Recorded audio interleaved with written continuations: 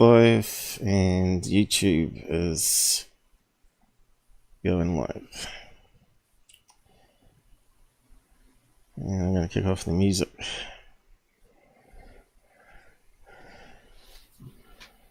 Hopefully it's all good.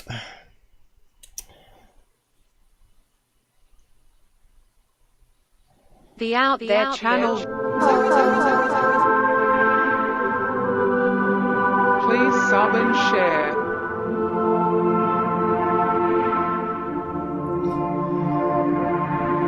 Searching for the truth. UFOs, aliens, greys and ufology. Real images, real stories, real videos, real cases, researched and investigated by professionals in the field and cutting-edge discoveries. Multiple witnesses, abduction accounts brought to you by Team The Out There channel.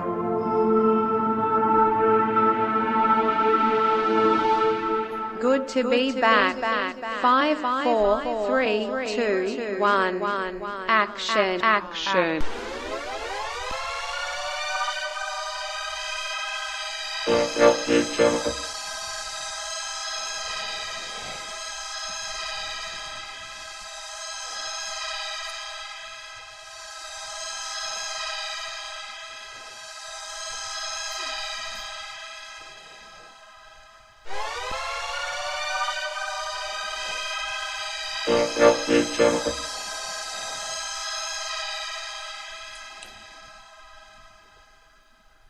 Okay, that should be the intro done. Let's just post the title around what we're doing today. So we've got a special guest with us today, Meyer. He'll explain what he does and what his qualifications are and all that sort of stuff in a minute. We'll just finish posting up some links on the side here. We'll post some more during the show. Ron's new to the Out There channel, of course. Hang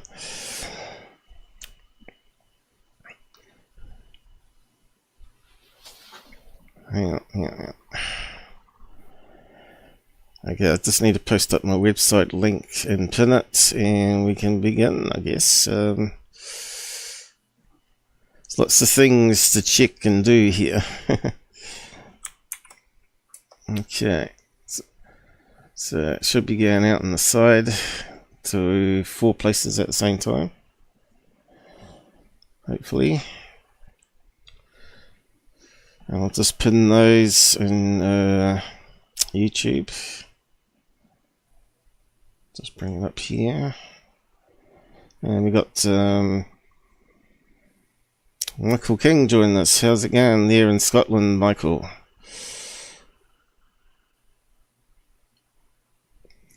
We got Michael popping up saying, Ronald. Hey, Ronald. Just wonder why it wasn't scrolling up there. So, yeah, just posting up. Yo, man. Yo. Well, he's always the first one here. How many years you been with us now, Michael King? You've been here, what, 7 years, 8 years now? That's a lot of watching. Yeah, we'd have to check Pilled. Hang on. How's it going on Pilled out there? Multi-streaming is complicated stuff. There's a lot of domains you have to look at. Anyway, looks like we're up and going. And I'll just bring up the web page here. So this is Ron Meyer, and I think we got it right there. I think you look a wee bit older nowadays than that photograph there. Hang on, why is it not going? It'd be strange if I looked younger. You look different, I have to say that. So yeah, introduce yourself, I guess, and you can instead of reading out all that, maybe you can just talk about your experiences, whereabouts you live at the moment, where experiences that you saw happened, whether it's UFOs, aliens, or paranormal, and what your qualifications is. And I think you're a filmmaker as well, aren't you? And TV producer, is it? Yeah. So you're normally behind the camera rather than in front of the camera. Indeed, I'm the one usually asking the questions. Yeah. So you're normally the interviewer, and you're not the. Are you a cameraman? I certainly can be. Right. Okay. So I gave up editing way back when it became, highly digital. I go back to film, cutting film. Right. Actual cellulose, where you had to. Yeah. Film is a lot different. Yeah, film is a lot different than digital technology, and that's growing really fast too. Having to understand CMOS sensors and CCD and all that sort of stuff, and what the problems are with it.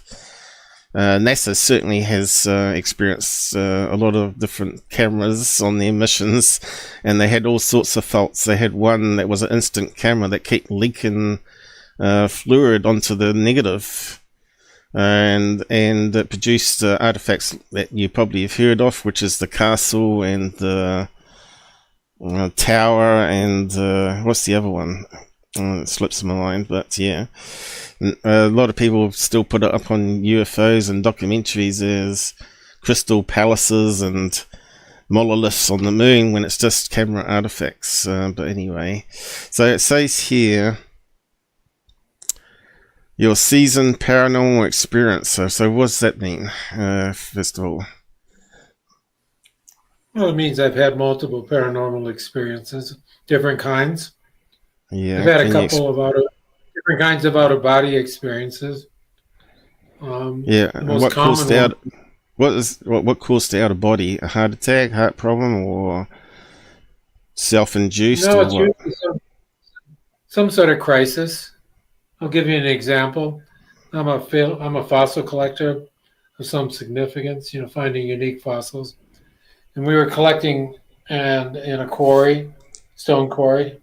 Mm-hmm. And I was hanging over kind of a ledge to pull up the rocks, and it kind of catapulted me off the ledge. Right. And the foreman of the quarry was down below, and my collecting buddy was down below. And my consciousness slipped outside my body in such a way that I could control where I had to place my feet. Because I was thinking, man, if I hurt myself, they're going to kick us out of the quarry. And I made it down to the bottom, and people were quite amazed. And I said, well, I dropped my hammer. I came down to get it and then just went back up again. That was one kind. Second kind of out-of-body experience occurred in Arkansas at a crystal mine with a lot of paranormal stuff. It was at night, and I woke up and I got out of my body lying in bed.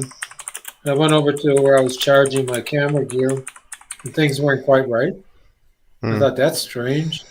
And then I went to get a flashlight, and the flashlight won't work. And we were in like a trailer house. I thought, did I lock the front door? And so I got up, still in this altered body thing, locked the front door, got back into my bed. So that would be two examples of two different kinds of out-of-body experiences. The second one I've never had again. I've had the first one multiple times in times of crisis. So you didn't see like a tunnel of white light or anything like that other people talk about? No, those would be more like near-death experience. I don't think I was dying at all. No.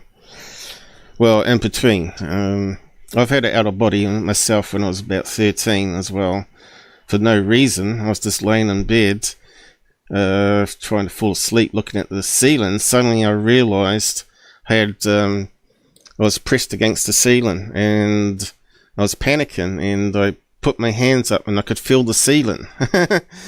It was really strange. And then I pushed one hand harder than the other, and I flipped around, and I saw myself in bed with my mother next door to me, because it was a stormy night and Dad was away, and she was in the top of the house in the second story, and she wanted me to be in bed with her on the other side because she couldn't sleep.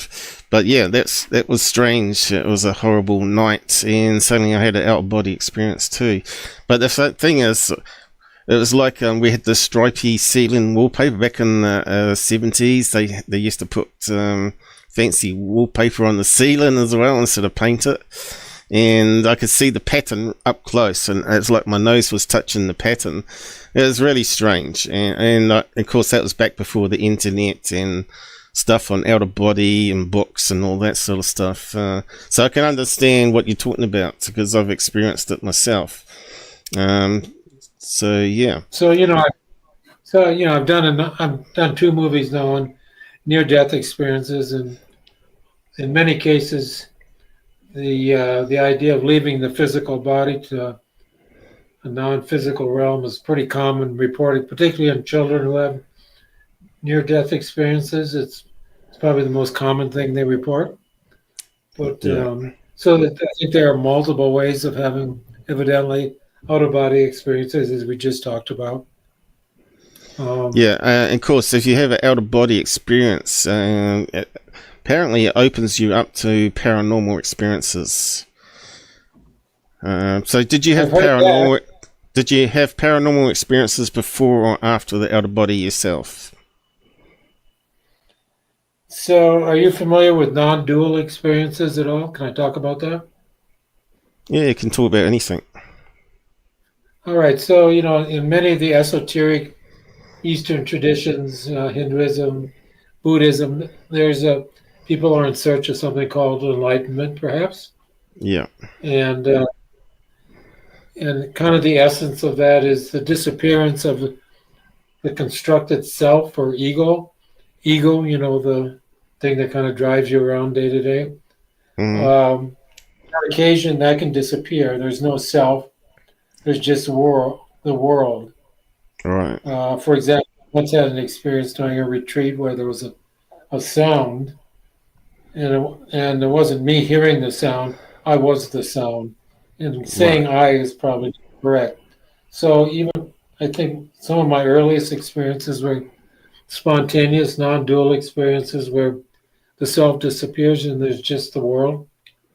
And everything's just perfect in those moments. And they, in my case, have lasted from maybe a few seconds to, I think at one point, one lasted pretty much for a good chunk of the afternoon when I was with some military people, snipers who had come back from Afghanistan, young men. Yeah. So the situations can be like one I had at a baseball game. Maybe you don't even know what a baseball game is, in a small little town at night. And another one was at the Monroe Institute, which is famous for all sorts of paranormal stuff. So it didn't seem to be no particular rhyme or reason to them. They just occur spontaneously. Right. Yeah, mine lasted probably up to a minute, and I never wanted it to happen again because it was scary. But once I saw my body, suddenly I was snapped back into it, and it was like I was being shocked, like in a hospital where they start your heart. So I bounced upwards when I went back into the body, and Mum said, "Keep still," and slaps me across the chest, and I think, man, that was really scary and freaky. But yeah, so it's something I've never ever forgotten. These non-dual experiences are not scary or freaky; they're the opposite. There's no self. There's no self, projecting any of these weird things, and so everything's just perfect as it is. It's pretty much the same kind of a flow experience that people have. Yeah, but I think because you're more aware of what you're going to do, I think it's less scary. But if you're like happening for the first time and you're not even heard about this stuff before, that's kind of scary, especially as a kid. It wasn't scary. It was wonderful. Of course, no, I didn't know how to tell it to anybody at that time. I was like 12 years old, and mean, it had the strangeness quality to it, but I'm not religious at all either. I'm not religious, but I guess you might be Christian, are you? Christian faith in America? I mean, am I personally? Yeah. Have you got religion? Not really. Not really. So you're more a spiritualist, would you call yourself? I don't know exactly what I would call myself. Mm. You know, an experiencer is probably good enough, and, you know, a fucked up human. Mm. From my understanding, the universe is God. So we're children of the universe, basically. Which kind of makes more sense to me. It really comes down to Mother Nature. God's all around us. We're atoms. We're from the universe, which is made of atoms. So I think that's the concept that aliens have as well. But yeah, it's an interesting field to be in, and trying to wrap a head around it philosophically and scientifically and and all that sort of other stuff. So I've had on occasion the experience of unconditional love, and the realization that is me too, right? In some way, some important way. Yeah. And that unconditional love, some people have called God, but I don't think it has anything to do with any concept of physics, any model of physics, you know, or consensus science. I think it's totally something else in its own way. Because those are just models; they're not experiences. You know that, right? Mm-hmm. They may or may not be, and they get changed all the time. So yeah, the thing is, we don't really know what life is about and what the universe is about. So it's some people just can live with that. You know, they can just live their life working, eating and sleeping, and reproducing. Well, some of us actually want to know more about what's the meaning of life and what's out there, you know, because we're talking about trillions and trillions of stars out there.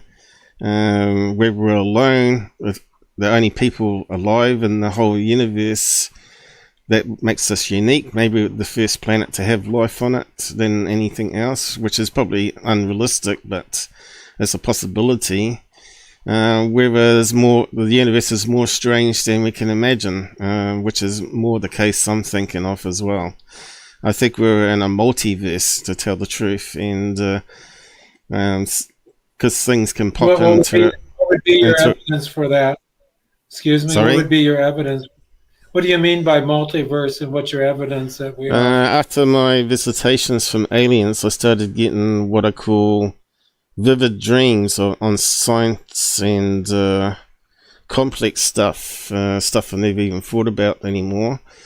Haven't thought about for a wee while, but yeah, when it was happening, I had to write it all down. It was like I was given a mission to document what I was being fed, and try and bring it to the larger audience, scientifically wise, that is. So was that a kind of download? Some people would call it a download, but I don't understand. I don't really know whether I was briefed and the memory was shut off somehow, or it was simply got to me through that spooky action at a distance idea, where they can sort of implant stuff into your head while you're in a deep sleep state, and then you wake up and you think, oh, that was a really strange dream. It's so real. I got to write it down. And, you know, you don't normally dream of technical stuff in your sleep, right? But yeah, it was like, I would disagree with you there. I would disagree with you there. I've come across a lot of people who have had very technical dreams. You know, Steve Jobs had one of the cell phone. It's pretty common in certain circles that they get these downloads that you're talking about. Not uncommon. Most technological advances and patents have come that way at different times. There's some kind of explanation for that there's a way we react in in crisis situations that there's an abstract layer on top of that we can access, and that's one explanation for these things occurring. I think they're occurring more frequently. In fact, that's the storyline of my new novel, Jesus Had a Near-Death Experience. I just thought I'd toss that out. All right. And you said you're not religious, though, but that's an interesting title. Well, I think Jesus had one of those experiences when he went into the desert, and when he got back, he had a new idea that we were all sons of God, you might say. And he started teaching that, which was heresy, and they killed him for it. And so it's not. It's this. You wrote a drama novel about it that you turn into a movie. You say. So there's the book cover. I think I got it. I'm not sure if I got it here actually. Let me just have a look. I got the BRADSHAW Ranch. I got the Bigfoot one. Got aliens. Cool. I'm not sure if I got the Jesus one. What's this one? Tricksters. That's all older stuff. Oh, here we go. Jesus had a near-death experience. Is that the same book cover? That's the book cover. Yay. So you reckon he's having an outer body there? Exactly. So I'll post the links to everybody. Can grab it down the side chat. So I might as well do that one now. Yep. Looks like the storyline there is that. Can I explain the storyline quickly? Yep. Go for it. Go ahead. Yep. So as the idea is that it becomes possible to medically induce near-death experiences, so that people can go to the let's just call it the non-physical world and get some of these downloads, and also get unique skills like precognition, for example, or telepathy, and that there's a battle between four forces to control this medically induced near-death experiences. So it's kind of a thriller.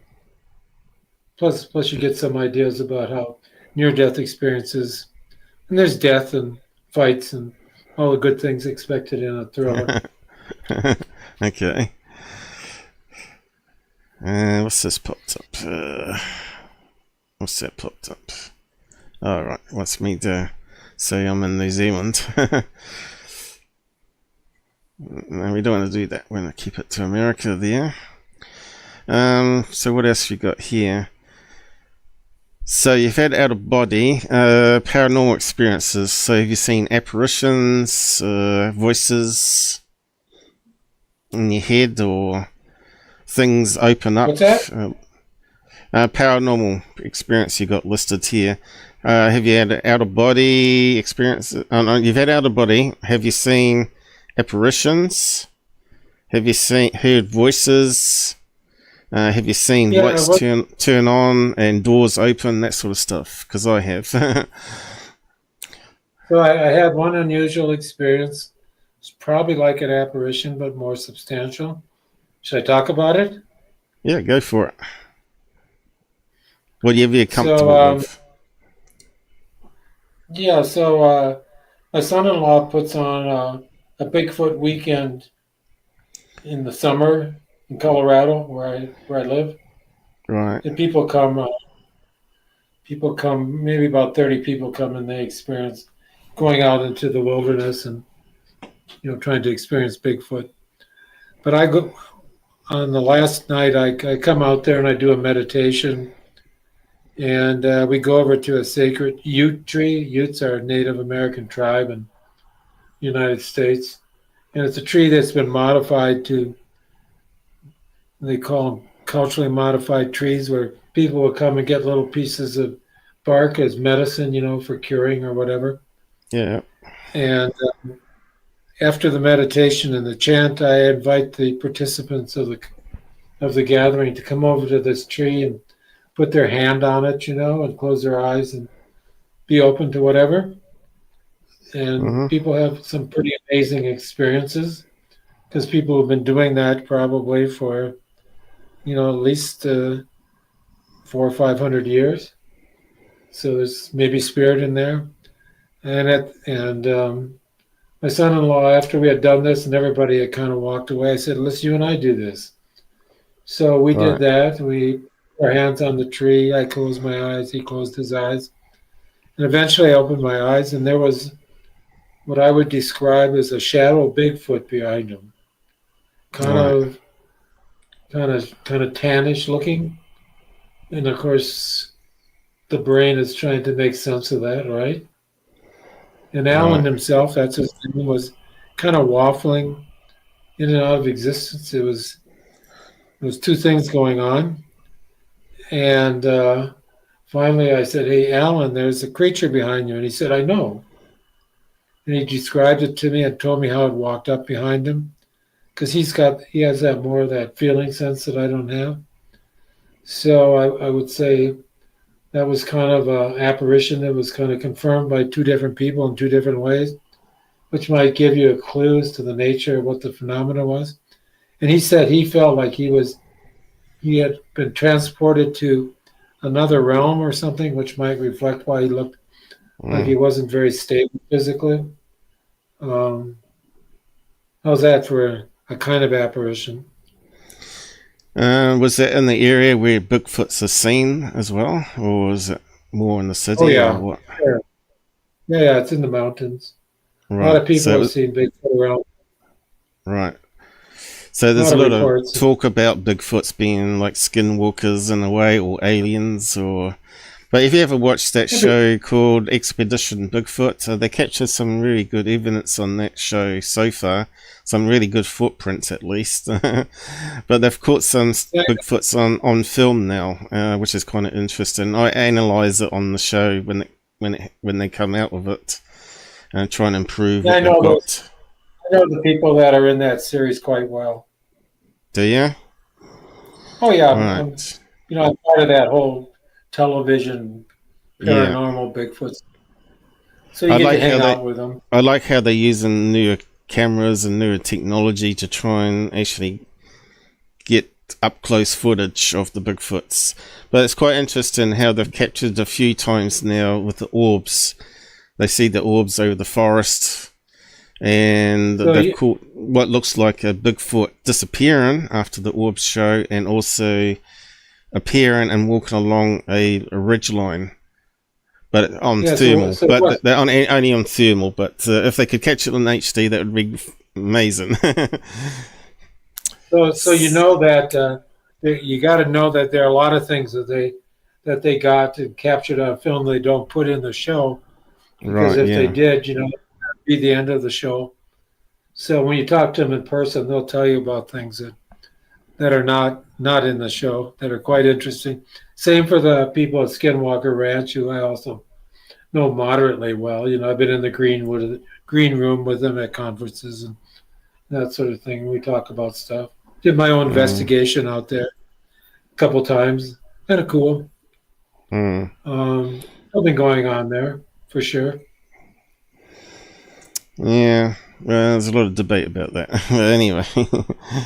Let's have a look. What else we got? And again, those things are structured to come off in a particular way. They never talk about the effects they have on each other, these events, and how the place affects them personally, positively or negatively. It's just not part of the storyline.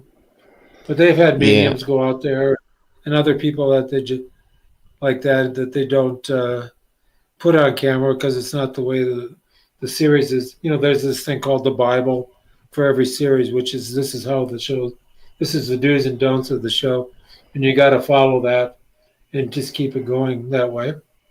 But this has been well known for a long time. I mean, the Bible of these series. So if they actually captured a Bigfoot on film and it was not debunkable, they wouldn't show it because it would end the series, wouldn't it?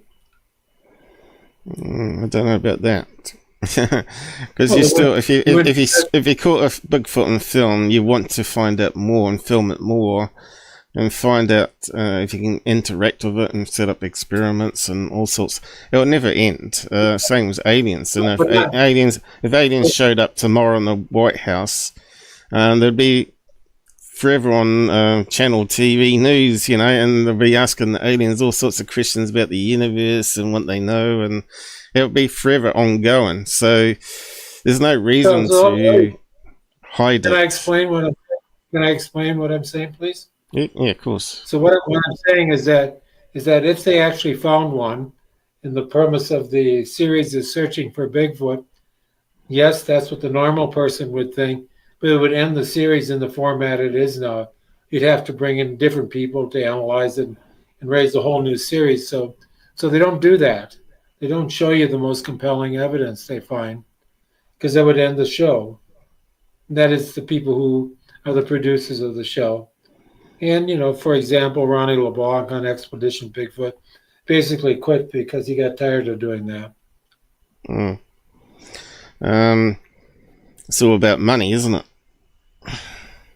Rather than finding out the truth and answering some of the stuff. Yeah, for sure. That's how it goes. Yeah. You're in the, you know, I've been in this business for a long time. I was a big player in the rise of cable in the United States and had a production and distribution company, so I know the game quite well. That's why I would prefer to do your own show that you can sell online rather than have some other third party involved in it, and then they can. That's what I'm doing now because I'm retired. And then they can do a deal with you to purchase the series off you and include behind the scenes or extra footage that you left out or whatever. But I think that's what UFO Hunters guy should have done. The Bill Birch guy, he should have created his own series on YouTube and made it subscription only. And people would have carried on watching it there instead of having to worry about Discovery Channel stuff or Travel TV is the other one. I think that's right. But, you know, the new streaming platforms are much more, it's more acceptable to put your own stuff on, like, you know, Amazon, Tubi. Remember I tried to show you Bradshaw Ranch, and I had to find a platform that you could actually look at in New Zealand. It took a little while, but you know they don't seem to be content keepers in a way, and that the network or cable platforms are. They're much more open usually. They're more interested in, you know, how have you done a good job technically, and you can, and then it's up to the algorithms, you know, to send people to the to your programs. So you got to get good search SEOs, search engine optimization words and stuff like that. And so, you know, the Bradshaw Ranch thing has got so many comments, like 1,700 comments. The Bigfoot Alien Connection Revealed, which is a movie I did pre-COVID, has got like 10 million views across multiple streaming platforms. It was the first time anybody really proposed seriously that there was some commonality between Bigfoot experiences and alien encounters, and that it was okay to talk about them. It was very transformational for a lot of people. Still is. Yeah. It's amazing. If we live in a multiverse, the Bigfoots would be easy to explain. Because instead of talking about dimensions or interdimensions, which is not provable, it's more likely that a portal could exist between two universes or more, and they found a way to open up a doorway and come in and go hunting here because they can't get the same food that they can on this planet, and then they simply just go back to their own planet or house or whatever. So this could be what the orbs is. It's like the orbs are generating a doorway between universe membranes and allow them to travel back and forth, you see. But a lot of Bigfoot researchers don't like to think of them as aliens, which is a bit of a shame because it doesn't have to really, be that. Yeah. It's really, Paul, it's really changing. It's been a huge shift. Almost all the ones that said it was some sort of biological part of our heritage, whether at the primate level or the human level, have gone beyond that now and say, well, there's something else, something paraphysical about it that doesn't fit the bill. Yeah. It's amazing since the Bigfoot alien connection revealed where nobody bought that. So I would say at least the people who have platforms, it's up to 75% will admit, because they've been out there and they've had their own experiences. So it's changing rapidly. Even the guy in this country, Matt Moneymaker, who had created the Bigfoot Research Organization, was the strongest advocate of the hairy beast in the wild. Changed his mind in the last year and a half, so it's going quickly in the other direction. And it's, it makes sense because it's hard to explain, that you don't find any gorillas suddenly disappearing, do you? Or having a few footprints, and then that's it. So so you're right. Some kind of avatar is becoming one of the more acceptable ideas about it. I don't know if it's Avatar, but it could be, I guess. But we're still yet to figure all this stuff out. It's not easy peasy, as you know. But because I think I think they definitely use some cloaking technology, though, as well. And the fact that we're almost got cloaking technology and military working pretty well now, and it's only getting better and better with each passing year. Aliens could definitely use the same sort of technology, right? And LEDs and all that sort of stuff, and cameras are getting better. Before long, we'll have like 1,000 megapixel cameras. It's just a matter of time. Already, hard drive sizes are up to about 130 terabytes on solid state. This is amazing. Stuff you would only thought was dream world stuff only 30 years ago. So it's just amazing. So what else we got? Let's carry on. So you want to talk about the Bradshaw Ranch movie? Did you look at it? Yeah, I've actually got a lot of snapshots from it, and we'll work through that at the end if you want. But let's see. We're just finished here. We're going through here. You directed feature films in Hollywood. Ron also facilitates flow workshops and holds a 5th degree black belt. How do you say that? Aikido. Is that how you say that? Aikido. Japanese. Recently produced Becoming Evil. Is that one of those serial killer ones, is it? Yeah. The number one streaming documentary series on Amazon. Don't think I've seen it. Additionally, he is a previewed published scientist with contributions in the fields of behavioral cybernetics and paleontology. Resides in Colorado, so that would be the mountain time there. And his wife. Have you got kids? It doesn't say kids here. You got no kids? You got 2 kids? Okay. So what is... Okay, I need to ask you what behavioral cybernetics means. Do you know what cybernetics means? Sort of, but what's your definition of it? It's a system that's controlled by a feedback loop.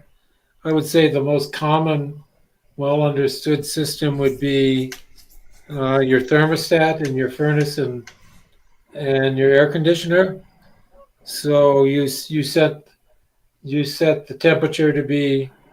I suppose I got to talk in Celsius, but I can't. To some. What was 70 degrees? What's a typical nice sense? I normally have to ask Google to translate those. 70. They have to be pretty cool. pretty cool, I think. About 10 degrees Celsius, is it? Okay, let's say that you set it at 70 degrees. And this system that you have probably on your wall has a sensor that can sense the temperature of the room, let's say, and it has a set point. The set point is 10 degrees Celsius. And if it starts deviating from it, it can either turn on the furnace or the air conditioning to bring the room temperature back in alignment.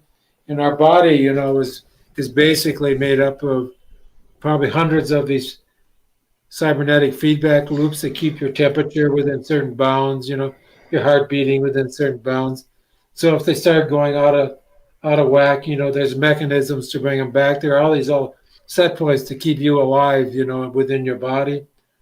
And so what are you saying here, that you design the electronics of these devices, or what are you saying?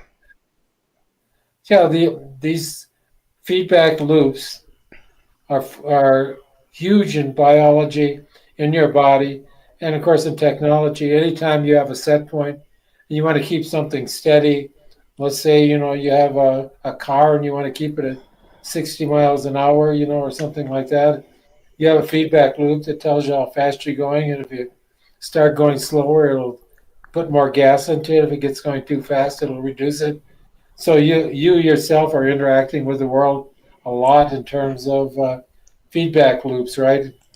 When you're driving the car yourself, you're getting information. You want to stay in between the lines, and so you're getting information and you're adjusting constantly.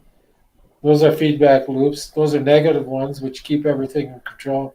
And then you can go positive, and they keep accelerating, and then everything explodes. So that's become a big part of artificial intelligence these days.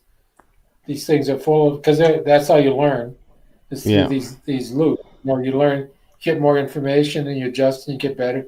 Like, remember you couldn't ride a bike. I don't know if you ever rode a bike, but at first you tip over, you keep getting feedback, and eventually you can do it just fine. And it becomes, something you just do automatically anymore.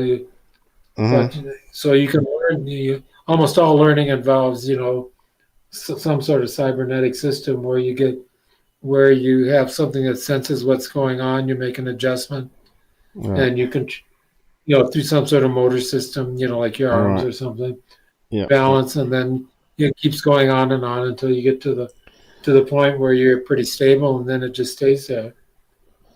Keeps you within that realm. If you fall out, begin to tip over on your bike, you have a way of fixing yourself so you can get up. The other field you're in is paleontology. That's the fossil hunting you're talking about before, was it? And that sort of stuff. Is that correct? Yeah. So it's looking for fossilized remnants of ancient life, right? The best known ones are dinosaurs. Right. And you do that in Colorado? You got it in mountains there, I guess. Oh yeah, there's some famous dinosaur places, but my area was in early life evolution. You realize that in the beginning there was no life on land, right? For half of the history of life was all in the oceans. There was nothing on land. Yeah. And things were pretty simple. And then about 500 million years ago, cells started getting together and creating complex life, creating the main forms that we know today. And basically they were arthropods. These are animal life things that have an exoskeleton, like a crab. Yeah. Or, an insect. Or they're like worms, that don't have that, and they have kind of a backbone. So the hard part is shifted from the outside to the inside. Mm-hmm. Does that make sense to you? Yeah. So we're of the worm lineage, and my collecting expertise is in the early stages of that beginning of life, the first couple 100 million years. I've made significant discoveries in that area with strange creatures and tell the story, because most of the time the soft parts of the animals are not preserved, just the hard parts. So you Yeah. don't get lungs and livers and hearts of I dinosaurs. You get their bones, right? especially with a fan of that guy. What's his name? Graham, the UK guy that reckons humans have been around for 13,000 years and walked with dinosaurs and that sort of stuff. Do you believe that? Or Say it again. what's that guy in UK's name? Graham. I think it's Graham. Something Graham. Anyway, he's done a few series. He's done a few series on Netflix. I'm just trying to think of his name. It's not coming to me. Anyway, he does all the ancient architecture, saying that humans have been around a lot longer than what history currently says there is, and he's saying it's all wrong. Also, that humans were alive with the dinosaurs and that sort of stuff. What's his name? Birds are dinosaurs. Yeah, definitely. So yeah, we've been around when birds were around. By we, I mean your ancestors. I think they're talking about they found like Stone Age tools at the bone level of dinosaurs, and whether it's been faked or not. But I think it's very possible that there would have been maybe even dinosaurs walking around in Amazon, because it's pretty thick forests down there and a lot of tribes, and good place to hide out. If you're like a small group of dinosaurs, yeah, probably birds down there. But one of the funny aspects of Bradshaw Ranch is that people find prints that some have interpreted to be dinosaur prints. Kind of strange. Yeah, we'll go over that in a minute. We'll get the slides up in a minute. Center of Communications. So I did not buy the thing that humans were walking around with Allosauruses or T-Rexes or any of the really large, ones. Well, you've probably heard that there was a large bird in New Zealand which was almost like a dinosaur called the moa, and it's going to be like massive. I'd say it'd probably have to be at least 4 times bigger than a normal emu anyway, but yet they hunted it to extinction. Only like there were there were a lot of really big birds even after the other dinosaurs disappeared. So that certainly seems to be good evidence for that. Yeah. What they did is basically they set the forests on fire in the South Island here when they were hunting them, and as they ran out, they would simply slaughter them. But then again, if you do that too often, eventually they don't reproduce enough, and also that their food supply is gone because you burnt down the forest. But that's how stupid the Marys were, I think. But anyway, that doesn't sound right.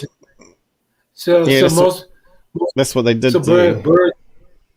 So birds, hardly anything really lives in the deep forest unless they're up in the canopy because there's nothing there to eat.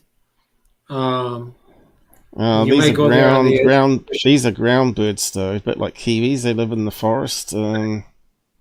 But they're not in the forest; they're in the open area, the savannas.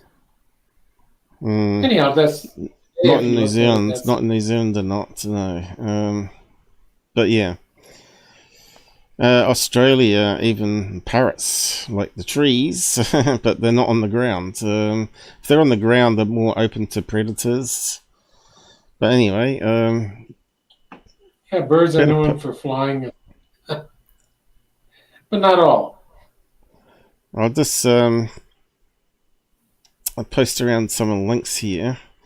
So we're going to talk about Bradshaw Ranch next, and go through the movie, and talk about things in it next. I'll just post that around.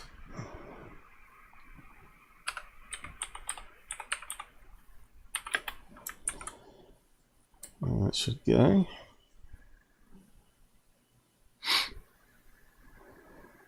I think we get a strange error on the other screen, but anyway, we'll worry about that another day. So that one's posted around now. We got Bigfoot alien connection, which we talked about. I'll post that one as well.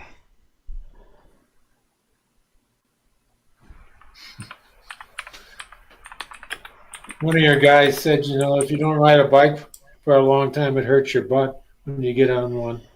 Yeah, I sort of gave up because it hurt my butt. I used to bike a lot as a kid, though. We used to bike like 5 kilometers just to get to school, and 5 kilometers when you get back. It used to keep us fairly healthy. Nowadays, kids are more lazy. Nowadays, they get nice bus rides. The end of technology, aliens, 2035. That sounds like a prediction. What's that? A novel? Is that a novel? Yeah, novel. Yeah, sci-fi novel. Okay. Yeah. So that was quite a while ago. I'd like to move on from that. You know, when I read these things, I kind of done with them in a certain sense. You know what I mean? Just like when I do a series. How long does it take you to write one of these novels? Probably 2/3 of a year through the process of editing and. That's pretty fast, I think. I would thought it would take a year or a year and a half. And tricksters and aliens, so that must be talking about spiritual ghosts. And Mike Reader there you got listed, so I'm not sure I know him. And that's also a novel. It was a novel. Yeah, still is. So, although a lot of the normal stuff in paranormal, they talk about them being tricksters. Yeah, I like to play with that in novels. I did a pure political thriller once. It became #1 on streaming on Amazon, but that was a long time ago. What made you get into writing books? What's the reason that you got into books? You know, I was. You grew up reading books? Oh, yeah, I read science fiction. Michael King donated £10 through Super Chat. Ron is a nice, chill, interesting dude. Thumbs up, medium light skin tone. I don't know what you're talking about. And we got an Amazon link here as well. Did you see 18.5 minutes there? See 18.5 minutes? It's got a red cover. Can you see? All right, yeah, we'll go there in a minute. I didn't see that on the other site. I see it. You know, I'm looking at it now. Yeah. That's why. That's the one that was.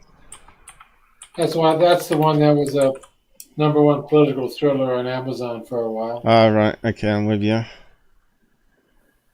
Actually made some money on it. I think it had about 30,000 purchases or whatever. Yeah, unless it's political, I suppose you don't really sell that many, really, consider it. But if you did a book on politics, you'd probably sell millions of copies of it. Yeah, it was kind of a cool idea back in the day. Let's see. Kindle, it's a lot cheaper, 99 cents. By the looks of it. Well, you know, it's so old. Okay, let's just close that one down. Computer's lagging a wee bit, unfortunately. Okay, so yeah, I just wanted to talk about SLS cameras too at some point. So yeah, I'll just bring up what's happening. Oh, we got that problem back again where it keeps zooming it up.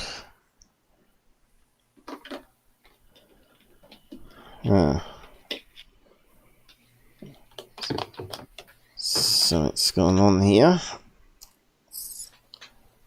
Looks like we lost Explorer there for a minute. Thanks, Mike, for your donation.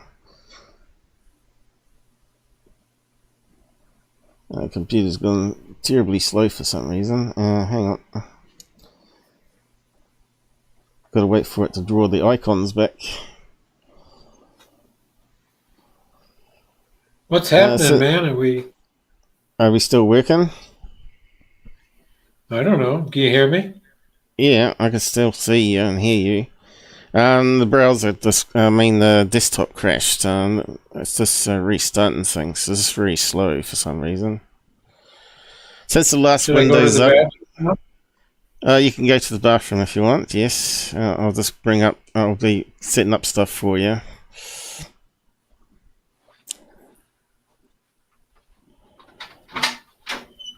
Since the last Windows update, things have been a bit screwy here.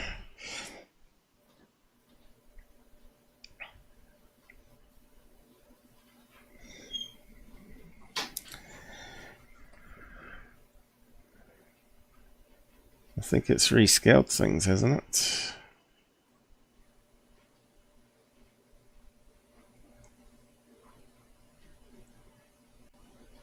I'm not sure what's going on. It's like, could it be the virus scanning kicked in or something? Let me just pause that stupid program.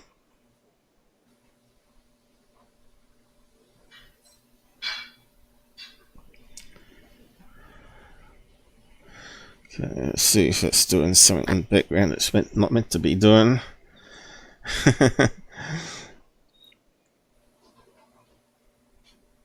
Okay. I'll just close that down for the time being. Are we still working alright, guys? Yo. I think I'm back. Went and had a paranormal experience and came back.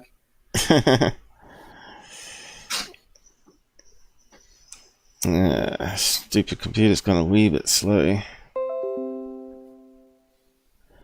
Oh, what's this?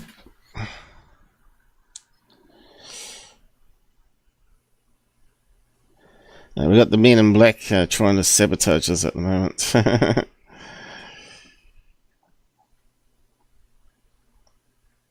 Yeah, it's just gone terribly slow. I think there's something in the background that's kicked off that shouldn't be kicking off. But I'll just bring up my slides anyway. It'll speed up, hopefully. Yeah, so I took some slides and I did some mucking around with the SLS software they're using. But yeah, so let's open it up and let's have a look at the first image. So this movie in Bradshaw Ranch is down at Sedona. Is that the word? Sedona. Sedona? Yeah, Sedona. I was trying to think of it. Why is it not zooming in? Okay, who's that up there? That's my I think you feature once in it, and then there's this investigator called Tom, I think it is, mostly in it. It's a lot of red rock there. It suggests it's high in iron content, but like Australia, I guess. Which that's true. It is. Which is possible that could be a factor in some of the strange conductedness of stuff that happens in those areas. I kind of agree with that. If you get quartz, water, and red, rich iron sand, paranormal amps up generally. But anyway, let's carry on. I think there's like an intro of the people that you have in it. So you got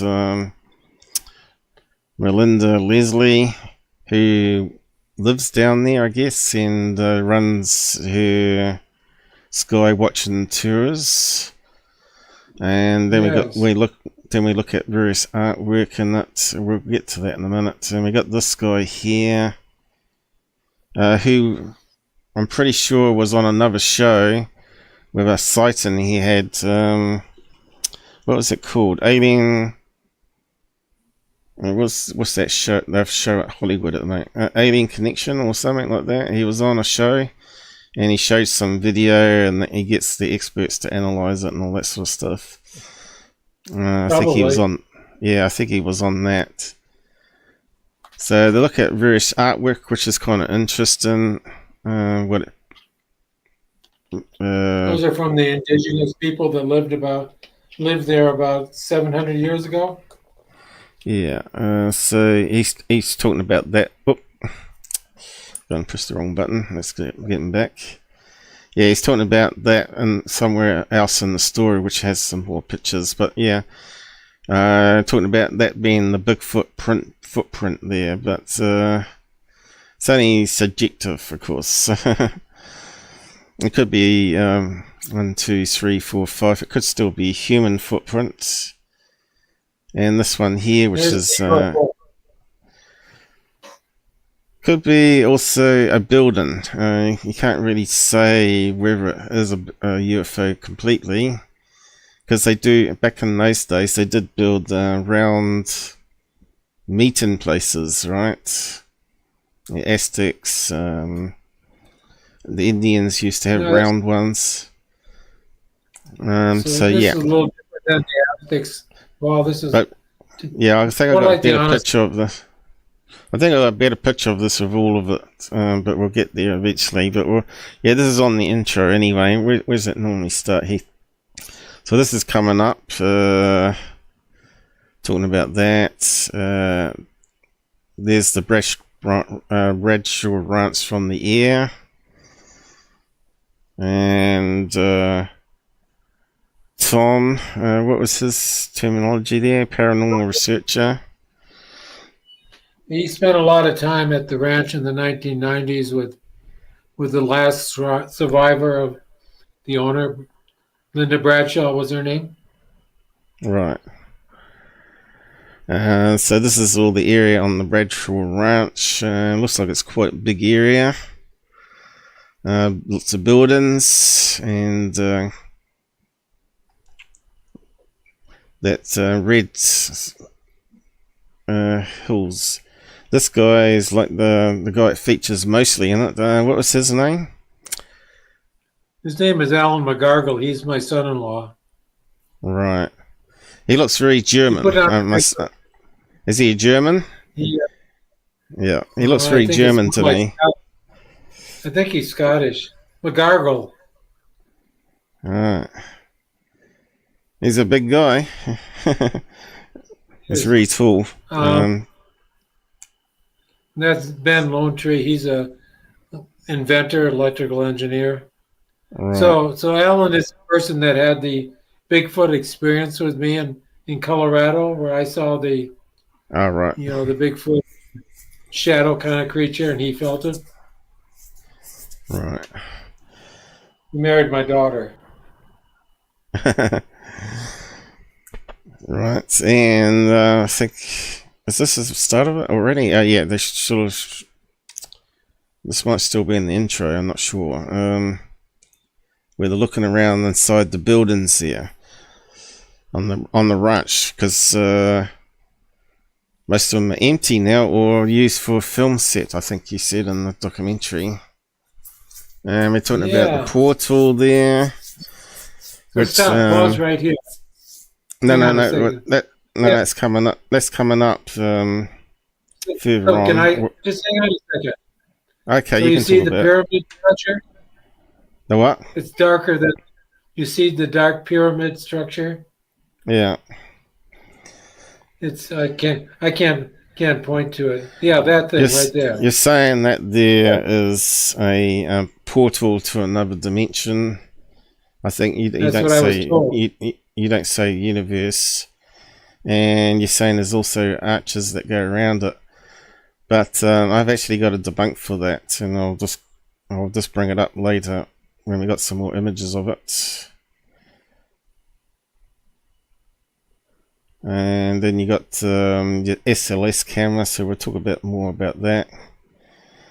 You have quite a big intro on it, actually. But I can understand, being a filmmaker, why you'd want to do that, because it gives them something to edit. There's Alan. Yep, that's his name. He's got a thermal camera, and he reckons there's a cool spot moving around or something. I can't. It's a bit hard to see what he's actually looking at there. And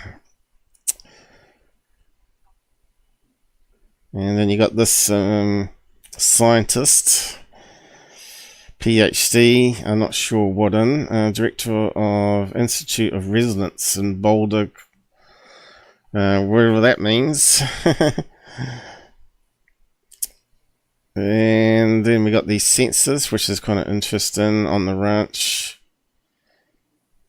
And the windmill you talk about, the homestead, and the ranch house, and how it was used for a film set. I suppose they rent it out, do they? They don't actually live there anymore, or do they live in one building and rent out all the others? How do they work there? So nobody's been living there in any meaningful way since the turn of the century. You know, when it was a movie set, it was back in the 60s and 70s for westerns. Elvis Presley was there. You ever hear of him? Yeah, I think we might have a snapshot of John Wayne. So it was where people would shoot western sets, do westerns there.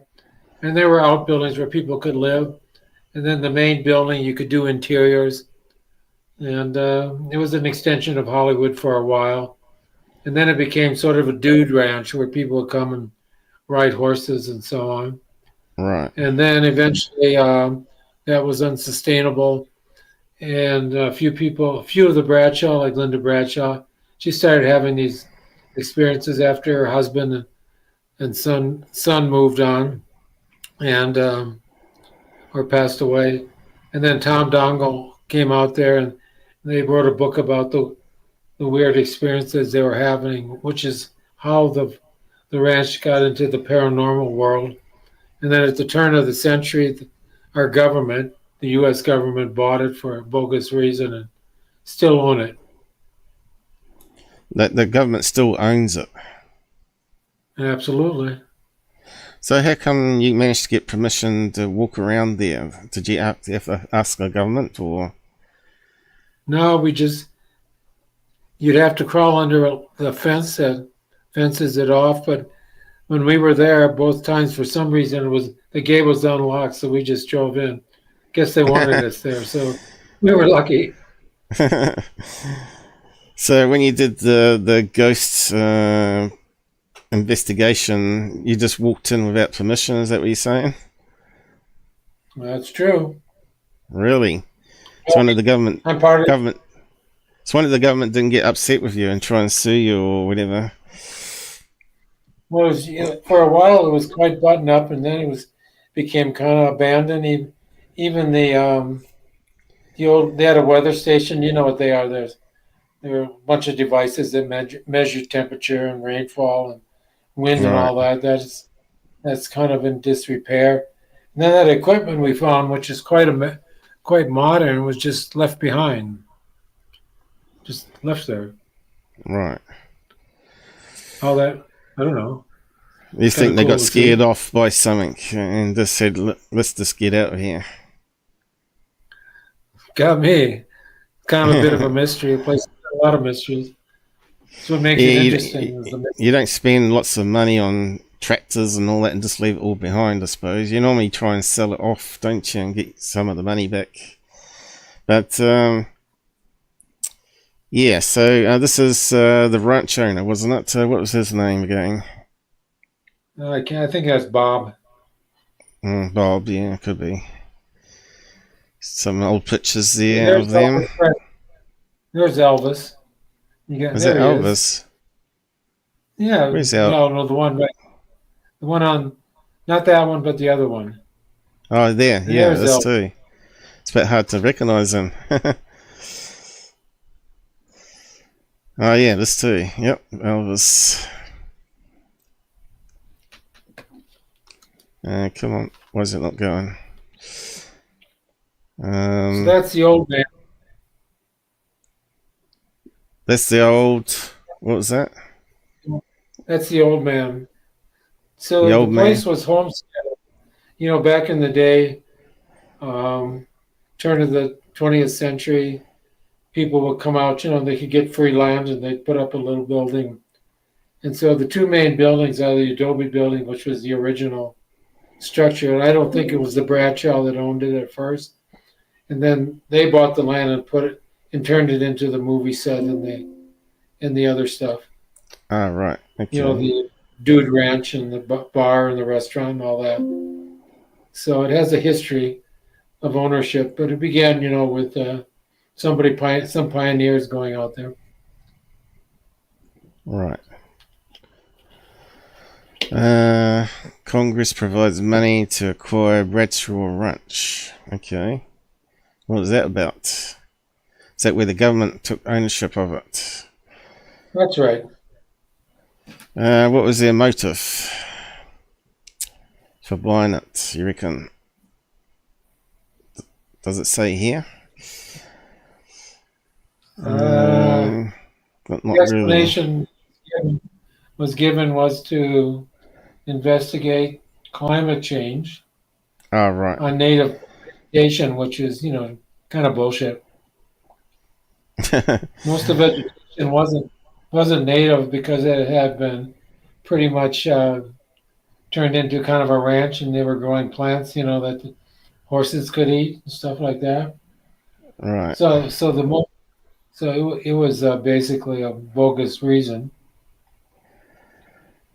Is that you there, is it?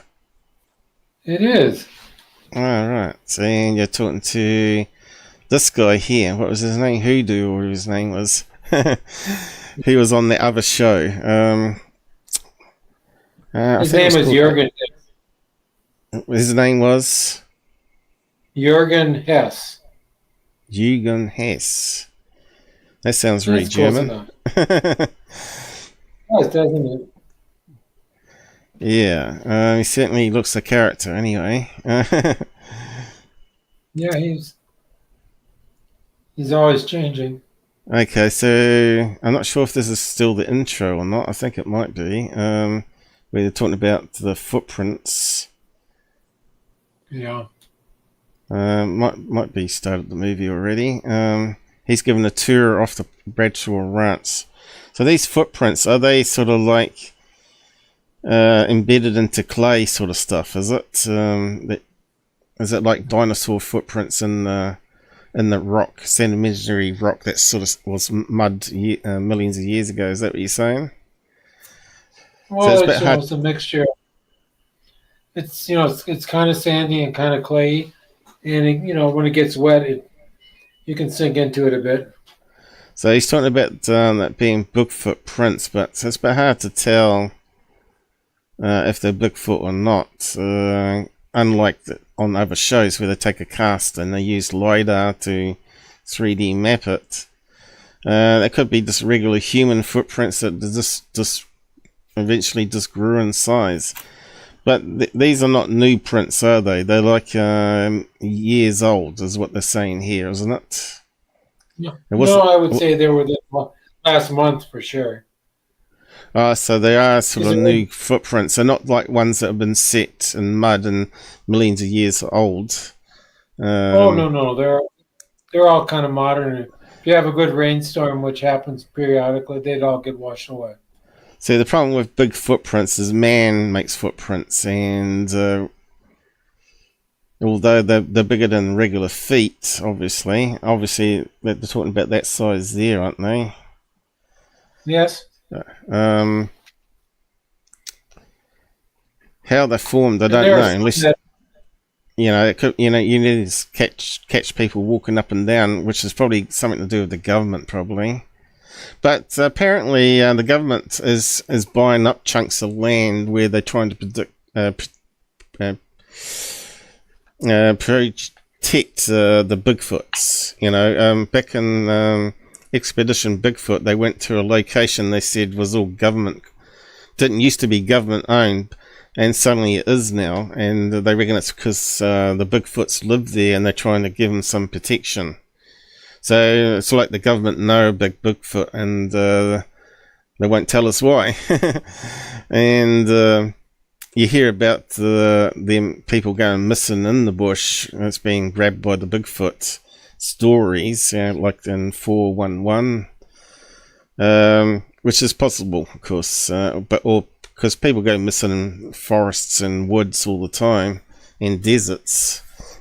Doesn't necessarily have to mean big Bigfoots, but it does makes you wonder why governments will keep buying up big chunks of land all of a sudden when it's been public land previously. Well, this was private land, not public. Yeah, it's private BRADSHAW land. That. Ranch. Yeah, but I'm talking about I'm talking about the other show, which was on south of California, is it, or below California region? So just keep Expedition Bigfoot. They've gone to different places all over the country.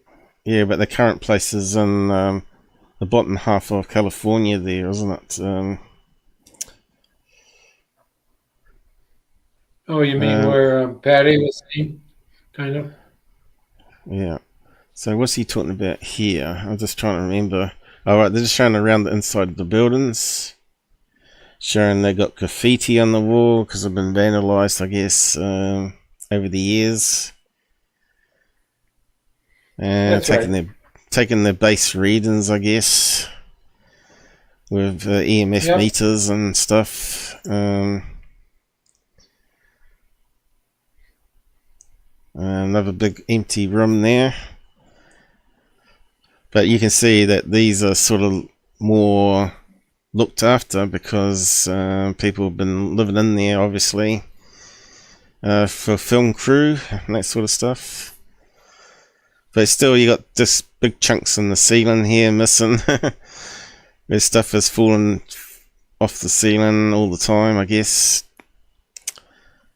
I am what? Real. Whatever that means.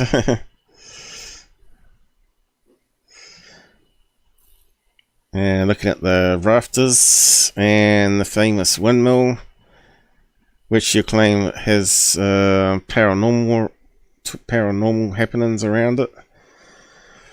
But yeah, when you think about something like this, that's all metal. It could be acting like an antenna, you see. So it's possible that it could pick up radio signals and interfere with electronic devices below that might be measuring stuff. So it might be amplifying noise in the background. So it'd be like a big antenna. And there, I'm not sure what they're doing there. All right, they're using REM pod. They're using REM pods. That's right, and it was triggering. Triggering. So what I was saying here is that in the past we had got interactions on two different devices in the same way, the REM pod and an EMF thing that would light up. Just saying it's possible. It would be a way of kind of substantiating that something was going on if it was affecting multiple devices at one time. That's a typical thing to do. So just telling that story. Yeah, they try and interact with it and say, can you step into the beam now and then step away? But that doesn't normally mean it couldn't still be random, of course. But really they try and say, can you make it go off until I say stop? And then if they say stop and suddenly it stops and it's screaming its head off. On these REM pods, I don't think I've got a picture of one, but they're like little circular electronic device with a 9-volt battery in it. And it has like a radio antenna that you pull out, and it creates a magnetic electric field, I think it is, around it. And if anything goes into that it's a radio. It's in the radio. It's a radio field. So basically, yeah. And if anything that goes into that field, it detects, and it creates a feedback. I'll tell you. Yeah, something interrupts that field, which is a low broadcast radio station. it triggers, the internal system to make a noise and turn lights on. Mm-hmm. And you can play with it with your hand, get closer and closer, and it will go off, and then you can move your hand away, indicating how it functions when the field is interrupted. The weirdest thing we ever had with a REM pod was at Skinwalker Ranch. For 2 hours, it went off straight for 2 hours. Just kept going at its highest intensity for 2 hours. No explanation. So we just let it keep going until we left, picked it up, turned it off. Pretty weird. Never happened again either. Yeah. Well, I haven't had one to play around with to see if there's any weirdness that happens with them. Whether anything can trigger it. They reckon things can't trigger it like humans unless they're right in the field. But I'm not sure of any. If there's any external things that can interfere with it, I don't know. It's the sort of thing you'd have to own and play around with, but they're quite expensive to buy. I think they're like $200 or more to buy online. And they're such a simple device, really. But yeah, the people that making them are obviously trying to sell it to ghost hunters and make a big profit from it. But yeah, we better keep on going. So he's doing some base readings. I would say 95% of the time we use them, nothing happens. They just sit there. Yeah. So when something does happen, it's kind of unusual. So he's doing some readings there within what the windmill. But I don't think there was much about the windmill in your documentary, if I remember now. Like they didn't do any sort of pick up anything around the windmill. But to start walking down towards where they're heading off to, some sort of building, ranch house, or was that they're walking down the path? Yeah, it's to the ranch house. Yeah. And they set up all their EMF meters and REM pods all in a line. And they're using this device here, which we'll talk about later on the show. The SLS app for phone. And we'll talk about how that sort of works later, the technical side of it, and what problems there is with it.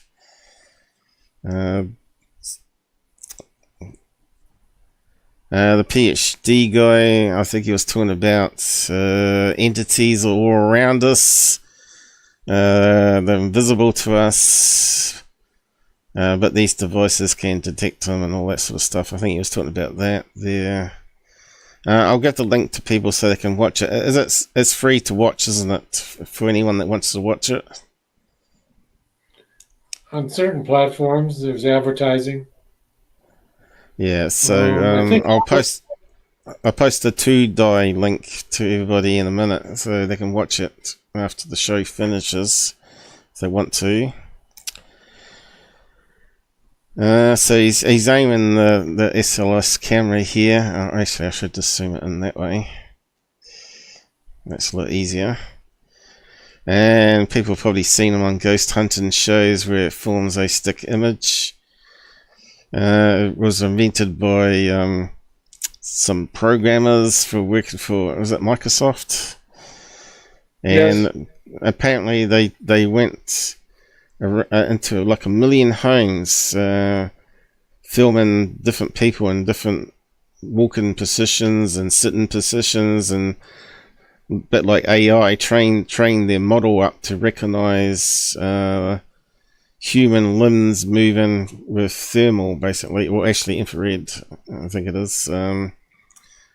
Work out what is limbs movement, but they mostly did it for standing. They didn't actually configure it for sitting down, which is where things go a wee bit wrong with the device, and also objects as well. They can detect objects as things when it's not really anything there. Okay, so while they're there, you get a strange light in the distance, but like they got on Expedition Bigfoot with a distant light. I think they also Ghost Adventures were at the Bradshaw Ranch, and they got something similar, I think, where they get a light in the distance, but they can't figure out if it's someone playing around with them, doing a prank in the distance, or whether it's some sort of drone or something that someone might be flying around. But they pick up some sort of light in the distance there, which they call it an orb.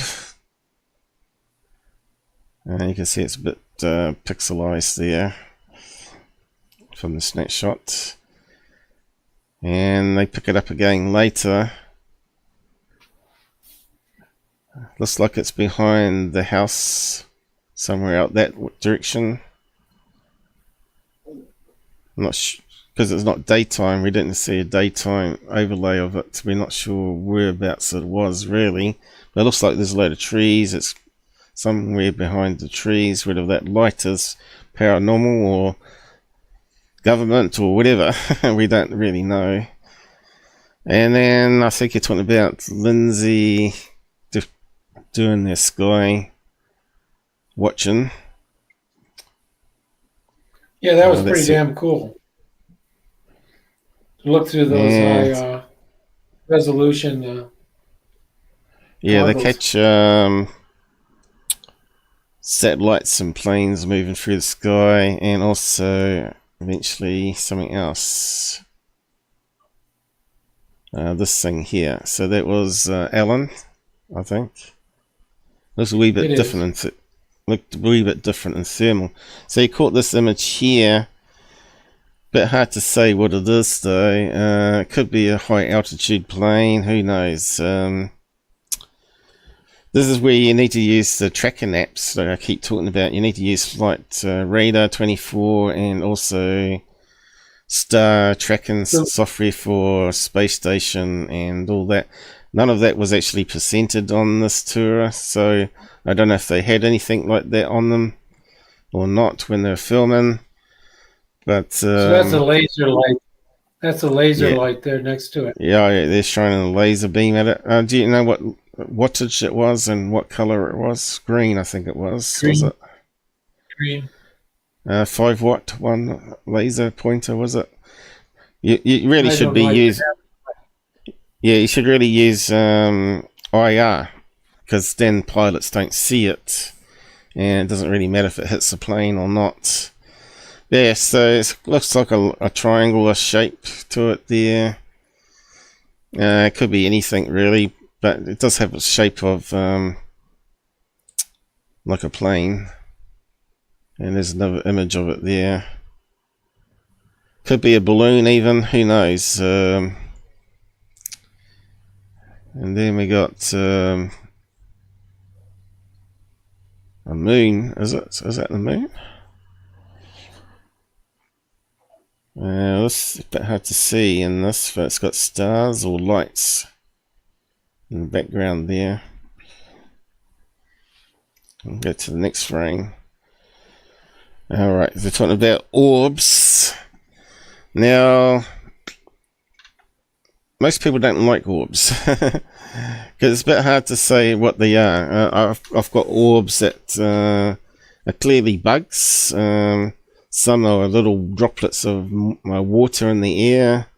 Some of them are dust. Could be backscatter too. Backscatter, right? Yeah, it could be, walking around. It could be just simply sneezing, really fine droplets of moisture in the air that the IR camera or the flash reflects off. But what's more interesting are the orbs that actually emit their own light. And if you catch it on a regular camera and they're emitting their own light, they're more interesting. I've actually caught a few of those. I've seen it with my eyes, but I haven't actually caught it with the camera, unfortunately. It happens very quickly, but sometimes I see what looks like I'll be laying in bed and I see what looks like a flash of light, and suddenly it moves very quickly and disappears. But I haven't had too many of those lately. Since I put up the cameras, it's sort of gone quiet. It's like they know that you're trying to study what's going on. But I do catch a lot of dust. You get a lot of dust. What's interesting is if you've not seen any dust on the camera for hours, and suddenly you get the bright orb that comes through the curtain. I got one where it comes through the curtain, and it gets bigger and bigger, and it's heading towards me on the bed, and then it goes past the camera and disappears. I can show you that if we had time, but you probably have to go soon, probably. So various orbs there. You can see they're using a flash here. So obviously anything that's really close to the lens is going to reflect light back, right? Yes. The ones that you get on video camera are more interesting. Oh, what's happened there?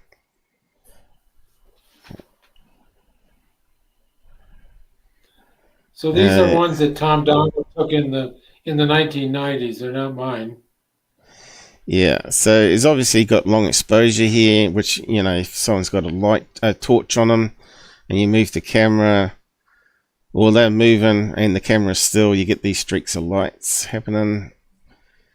And you also get the so-called orbs, which can be anything really. Doing the REM pods. I don't think anything really goes crazy with the REM pod on the movie, from what I remember. Not in the house. Yeah, not in the house or anything like that, but only on the intro where you're in a hallway or something and it was going off. Yeah, we didn't get hardly any action with the REM pod at all. Like I said, most of the time nothing happens. Okay, this is the one with a orb that's moving. I've got various frames from the video just to look at it. So it's a bit hard to know, because it's not dual camera lens, if it's really in front of the camera or in the distance in this case. And whether it's a bug or something falling down from the ceiling and just drifting with the air current, because you've got a doorway there. So it's not, if the REM pods were going off with the orb coming down, then you could say there's something really strange there. But this one here, we got various frames of it, and you can see how it comes down and disappears behind him, or let's see, it's there. Looks like it might faded. Right, it faded a wee bit. Still coming down. And then that happens, which is kind of interesting. Looks like a whole heap of stuff gets in front of the camera, reflects the IRD image, the emitting back at the camera. That's cool. I didn't see that at all. Yeah, I don't think anyone was poking, facing a torch at it or anything like that. To get that, you'd need like LED light to be able to get it reflect back, because I don't think it's normal light there, because it's still all black and white here. So that's got to be infrared. So that means something reflective got in the way of the lens there, which is kind of interesting. Don't know what that could be. Yeah, I'm not sure what it is, whether there's any shape to it, but it looks like one orb there. And then you got this whole mass here. I'm not sure what causes a whole mass, but you got two orbs. One, two, maybe a big orb here, maybe. How many frames is that, Paul? That only showed up in one frame, I think. Oh no, two frames, and went like that after, and then it went like that, and then it went to that, which is really strange. Yeah, it is. I never saw that, Paul. I've never seen. Yeah, that's what I'm good at. I'm good at video analysis and finding the stuff that people tend to miss. To me, I've never had that happen on my cameras, unless it's a really bug on the lens, where it's like blurred out and it's reflecting all that IID light back. But again, it can't be right in front of the lens. It has to be like a certain distance away from the lens, because around the camera you have normally the LED emitters, right? because it's called what you call active infrared, where it sends out infrared, and infrared bounces off things and goes back into the lens. So that means something's passed in front of the lens here, probably a couple of inches, and the LEDs are obviously going to be really bright there, so it sort of bounces, whatever it's hitting is bouncing back a lot of infrared light back at the camera sensor and blinding it, you see. But yeah, it's almost like something. It's like something walked in front. Can I talk a minute, Paul? Paul. Yeah. So this is the moment when Alan saw the Bigfoot out the window at the same time that this is happening. That's Alan looking and seeing the Bigfoot out the window for the first time. He saw what he thought was a Bigfoot or a shadow person. No, Bigfoot out there. That was his explanation. He was entranced with it. You can see he's kind of in a dazed state of mind there. Well, I don't see anything. That window. Excuse me. Not that window. It's a window a little bit to the right of. There is some reflections there of the people being reflected off the window. But the window he's looking at is slightly to the right, kind of obscured by what's his name. So there's another window here. You're saying? Yeah. So what would you say those 3 frames are? Well, give me an explanation again, because that's the moment when he sees it for the first time. It looks like this is fascinating. Well, there's 3 orbs there at least, which is probably dust. But that means they would have to kicked up a lot of dust towards the camera for that to happen. Well, nothing was happening. Everybody was just. But then it means there's dust really, really, really, really close to the camera, which I've never seen it do that on my cameras. Normally, that ends up being something paranormal that passes in front of the camera. That's so fucking weird, man. Yeah, it is weird. But you can still see dust particles reflecting through that as well. Look, you got some dust or orbs reflecting. Whether these are paranormal or not, that's a bit hard to tell though. But it is strange that you got to. So, and you can see it's passed through now. It's gone past. It's like it stepped in middle frame and then passed out, and then it goes to that. Goes to that there, back to normal again, and then I'm zooming on the object that's heading towards him. That's really amazing. Thanks. And I think that's a torch on the top of their head. They got torches here, which I believe picking up some of the infrared from the camera. And depending on how they're turning their head, it's reflecting off the lens. They haven't got the torches on, obviously, because it's in infrared mode. And it's reflecting some of the infrared light back at the window here. Depending on how he turns, right? And he's pointing to what he saw. But that there looks like the infrared from the camera reflecting off the top of his head there. And this is when you see a light out the window, which I'm not too sure if it is or not. Could be simply reflecting off his light up here. It's a bit hard to tell.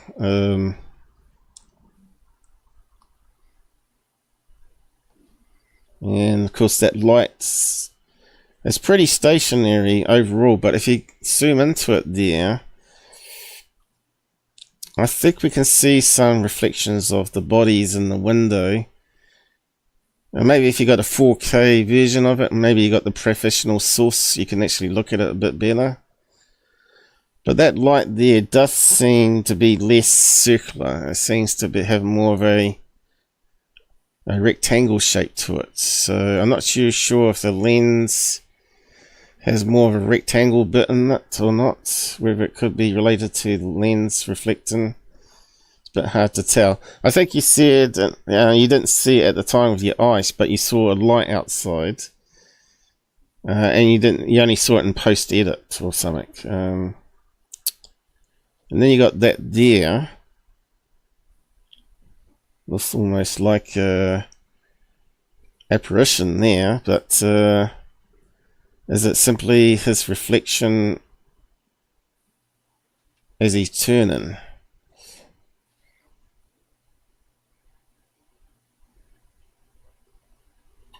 And you can see there's something there. I'm not sure what it is,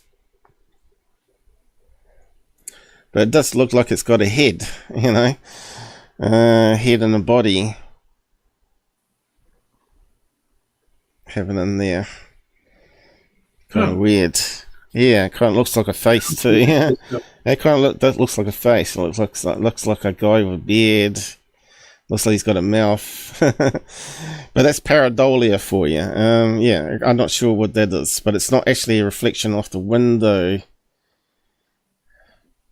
But you can see there is a lot of noise. But yeah, I think there's some reflections happening of IR off the window.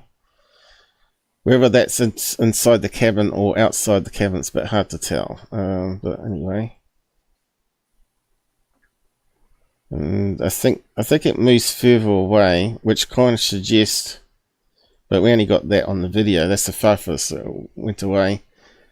If it was moving further away and getting smaller, and they're standing still in the room, then it can't be a reflection of their head. So that might be something outside. But anyway, just keep on moving. That was our section. And then we're talking about this Bigfoot image here, which again is very subjective, in my opinion. They're saying looks like a Bigfoot, which it does sort of. You use pareidolia, or it looks more gorilla-like, you know, like a big arm there and the thing going out there. So is it a ghost of a Bigfoot? You know, you're saying you saw a Bigfoot out the window, and he's saying that's what he saw. But yeah, that means it's got glowing eyes, if that's the case. To me, it looks like this photograph is like bushes. It kind of looks like bushes to me. You know, you can see the bushes, and it's this pareidolia effect. And I think that this light's like on a balcony or a house behind there, but that looks like a bush to me, you know. But yeah, I can understand why people, if they're expecting to see Bigfoots on that land, that they might actually look at that image and see a Bigfoot. I can see it myself, but looking closer at the image here, definitely looks like some sort of bush here. It's there very are no thick. bushes. Well, this grassy stuff. It looks like this grassy stuff. That's on the edge of a building. There's nothing there. And there are no external lights out there. No electricity. There's no nearby building. Yeah, I'd have to see a daytime snapshot of that same frame and then compare it. But anyway, I'm just saying what I see. I can see a Bigfoot, but I can also see how it could be a pareidolia of these type of grasses with the right light source. And doing the SLS camera, which I don't really like. I don't like the SLS camera at all, and I'll go over the reason why in a minute. What was this one? He's doing an experiment outside with the REM pods and EMF meter. And Tesla coil. Alright, they had a Tesla coil there. Where is it? There it is, little miniature Tesla coil to create energy into space as the experiment. What are they doing here? Right, they're standing around talking for some reason. Just a new member of our investigation team came along. Okay. Just tell them who she is. Alright, and then they start walking down towards the ranch or the stables or whatever it is. That's going to the rock art. Rock art, right? Those Yeah, are the, okay. and those are structures that the Indians, that Native Americans that built that did the rock art, just telling their story about who they were and what they did. These buildings, these buildings don't look like Indian-made buildings, though. They look more European. No, they're like 600 years old, and they're all over the Southwest. They were building these things all over the place in the Southwest. Looks to me like there's a European influence here with the bricks and stuff. But anyway, whether it's Spanish or what. Because before the Spanish, many white people. Yeah, it's a bit hard to know, though. As you know, the history of the migrations of how people got around. But I'm walking towards the hills where the river is, and then the mountain ranges, and this is where they're going to the higher cliffs. Oh, what's happened? So you got this one here, the spiral pattern, which some say represents a portal. I've heard other meanings for that. I can't remember exactly what it means. I think it can mean a new beginning or a new chapter. Like if someone goes to a new location, they do that symbol on the wall saying this is a new beginning. Not sure where. I think it was on some sort of documentary I was watching. But anyway, just carry on. And he's pointing out various things on the wall. What's this one? I'm not sure what that is. It looks like a little man, I suppose. It's a bit pixelated. I need a close-up one of it. The spiral. And then the Bigfoot prints, as the people calling it. Of course, there are stories with native Indians and the Bigfoot's connection, right? So they used to say that they were called wild man because they're hairy and stuff. And they also have in the Four Corners there the story about aliens that go into a portal on the side of the mountain and go underground or whatever and disappear. So there's a lot of Indian stories about spacemen and Bigfoots, of course. And whether they draw on a Bigfoot on the wall is because they're interacting with Bigfoots, we don't really know. Or whether it's meant to be a bear claw or some other meaning. Maybe there also was talk about giants back in those days. I know there were some pictures of very tall Indians that were living with native standard Indians that were like 3 foot taller and really big people, whether they were freaks of nature or the so-called giants that they keep talking about. We also got pictures of hunting parties. What is it? Some sort of animal they're hunting there. With the big footprint there. And they're saying this is a giant, so maybe it was a giant. I don't know. Or whether he was closer to the camera. They didn't have cameras back then. Well, these were further in the distance and this was closer. It's a bit hard to say, but yeah. And there's another one down here, and it looks like there was something here, but it sort of got washed out.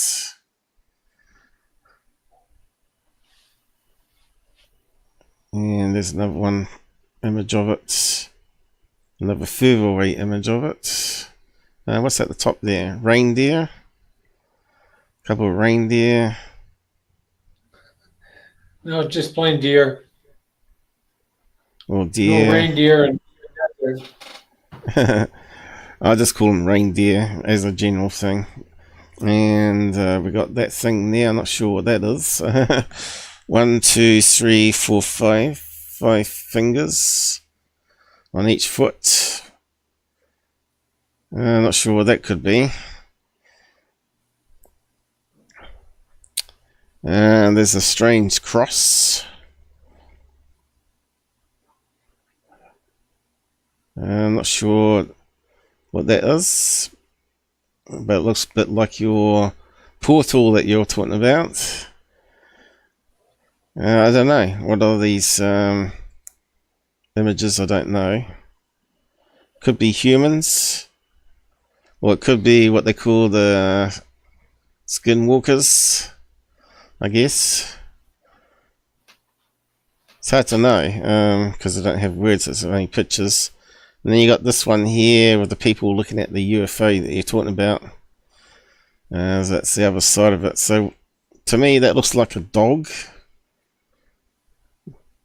Some type of dog, or maybe some tame cat they had as a pet. And that looks like a kid with a man holding it on top of on his shoulders or back there. It looks like a man standing there. And to me that looks like it could be the wife there. And then you got the far away shot of it here. So dog, man with kid and wife looking at what you're claiming as a UFO. I'm saying it could also be a building. I don't know. It does look very like a UFO, I must admit. Be good if we could prove it 100% that it was actually a UFO, but we can't. You can see how old it is. You got the moss growing on the walls there. It's quite interesting. And then on to the next thing. Something happening on the ranch. I'm not sure what it is. Can't remember. There's the windmill. There's the homestead. What's that other one? Ranch house. Okay, you're looking at the ground for some reason. That's the spot where the presumed portal is. All right. That's where people have identified it. That's where we all felt sick. We were in. So you're saying there, in between, everybody feels a bit strange. That's right. And he gets out his equipment to measure it. What was this one here? Oh, right, he gets out the Tesla coil generator and a battery, by the looks of it. Lithium-ion battery.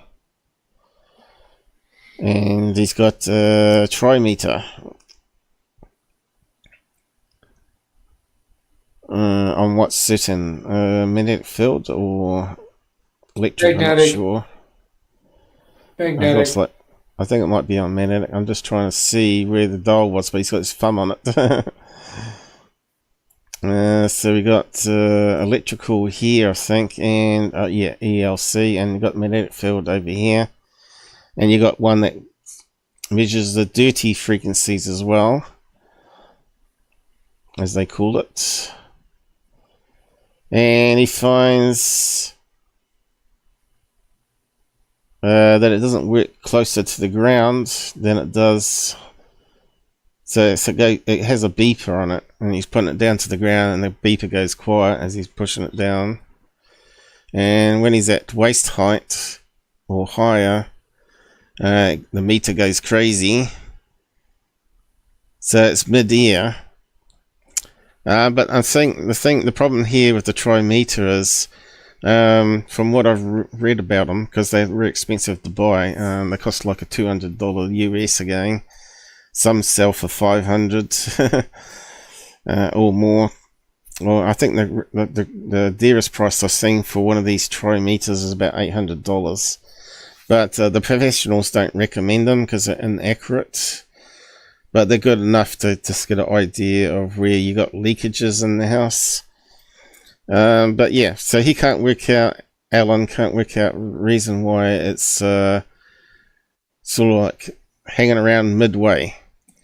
But unfortunately, he doesn't ask the cameraman to step way back. Apparently, these trimeters trigger really easily with headsets, like little 3-inch speakers. So they just go crazy when you go near it, and it comes up and says it's dangerous field, even with the little tiny speakers.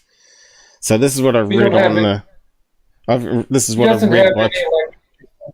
Paul, he doesn't have any speaker or anything on right now.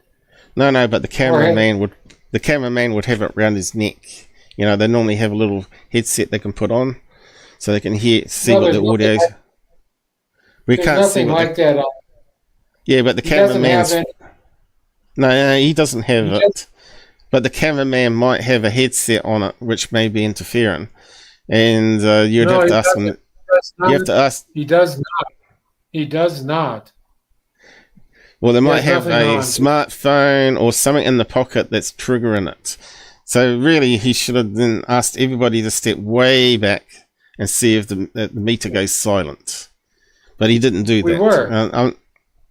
No, but in the movie, you didn't prove it that it wasn't coming from the equipment. You know, you should have gone asked to step way back and just film it from a distance and maybe see if the thing went silent. The thing is, we don't know anyone sabotages you with a smartphone in the pocket. That's the only problem there. But yeah, it could be paranormal. I'm not saying it's not. I'm just saying it needed to be better investigated there just to really prove a point. But anyway, just carrying on. And then he gets out his thermal camera and looks at the homestead and sees the mass there. Yeah. What are you saying? Spot. Yeah. Yeah, what did you want to say? Yeah, I got to take off pretty darn soon. All right, yeah. Okay, we'll just keep on going. What was that? All right. Just trying to think what it is. What is that? Oh, that is sparks coming off the generator, was it? I can't remember now. Okay, so this is some images of that, what you're saying is a portal. To me, I see this on my cameras pretty every night. Reflections of IR light back at the camera. And I looked at this image here and I couldn't help notice you got a piece of grass that's actually shaped like a triangle here. And it's also got a round bit going around the outside. And also over here. It sort of lines up here. There's that bit that's going around the outside. Sort of lines up with this bit here. For that bit there. Because it's not really defined once it gets up here. That's because there's less grass up here. That's why it sort of fades away. And you got this bit here. So what I would have done is I would have got out a knife and hacked all these down. Made it get rid of all these things that reflect the light back at the camera. And proven the point that there's actually still there. To me though, that looks like typical what you get with IR LED reflection back at the camera, unfortunately. This is why you have normally multiple cameras set up just to prove a point. You normally have one on a different angle, and if you get the same image from a different angle, then you can say, yeah, it's not internal camera reflection. So yeah, unfortunately, that triangle bit in this here and the curvature of that one there does sort of line up very well with what they were saying in the video. So I think that one's debunked, in my opinion, of it being a portal. Then you overlay it, of course, with the day. Is that the overlaid one? Yeah, you get the day photograph of the same thing. You can't see the grass too well this time because it's in daytime, but it's there. It's still there. And then you go back to that again. It's definitely there. It's more visible in infrared. And then you got a light that happens in the distance. I'm not sure if it's a distant plane because you don't bring out any of the tracking apps just to prove it or not. But does that one actually move? I can't remember. It does. Yeah, I think it does move. Oh, I hit the wrong button again. So, Paul, I got to take off. Okay. I was going to get onto the SLS camera, and I was going to go over the technical stuff on that. Why you can't really use those in paranormal investigation, because it's got lots of problems with it. But anyway, if you have to go, you have to go. I'll just carry on the show and talk about the rest of the movie and my findings on it, and wrap up, and then you can watch it later if you want. Yeah, it was fun. Yeah. I went easy on you. But that's good. I'm glad you enjoyed it, and stay in touch, and anything that you want to be analysed video-wise, and I can give you an opinion on it, you just send it my way, and I'm quite happy to do it for free. I'm also good with Audacity audio stuff, so I can amplify stuff up and make it sound better. So yeah, I'm pretty technical on that side of stuff. But yeah, this is just reflections in the camera. I get it all the time. I can show you examples of it. I've got them all on my website, of course. In fact, I caught one really interesting one that I should show you before you go. I'm not sure if you looked at it or not. I'll just make it full screen here. I have, and if you have a look at my shorts folder, I've got one which I thought one night when I was looking at the camera, just by pure chance, I saw this what looked like a UFO hovering outside. I'll just see if I can find it. You can see I got all these thermal images here, and spider web, and dog. This is an orb I got in the bedroom after I got touched in bed, and it looks like an alien grey. You can start to see it forming. I ain't got time to actually talk about it with you, but you might be interested in that. You can watch the full episode on it. This is my information I got from the aliens about how the universe works. You might be interested in that. But I'm just going to try and find that strange one I got. I've also got the ones with the mist of oil orbs. You know, you got one there, you caught later orbs going into the portal. That's just pollen.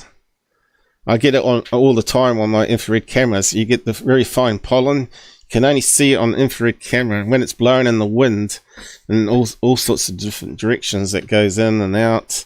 It looks really like a highway of spirits in the air, but it's not. It's actually pollen. Well, I don't think there was anything blooming at that time. It was way early in the spring. Nothing was growing yet. Yeah, also humidity does it. So if you get really fine, if you can feel like dampness on your skin, which you do get in the desert, of course, humidity can also show up little fine specks of water that moves in exactly the same way. There's almost no humidity in the desert, so that would not be the case. And you can see that the grass is not moving, so there's no wind movement. Yeah, I can show you videos where nothing's moving, but all the stuff in the video is moving because it's stuff in the air that the IR light's reflecting off very close to the camera. Yeah, where is it? I got lots of pictures of my dog. He died. He was put down 4 weeks ago. Kind of miss him. Here we go. This one here, isn't it? I caught this on camera. I need help solving this one, I said. But I actually solved it the next day. I'll just move him out the way. This is a little short on it, but the full video is on my channel. I almost had a heart attack when I saw it. I caught this on camera early in the morning, after midnight. Looks like a drone, right? Yeah, it does. looks like a UFO. But what it is actually the camera reflecting of a piece of Vaseline. What I did is I put Vaseline on top of the camera to stop birds roosting on it, and some of it actually got pushed off by a bird, landed on it, and started dripping down in front of the camera. And this string of Vaseline was wobbling around in a small breeze, and the square LED lights were reflecting off it.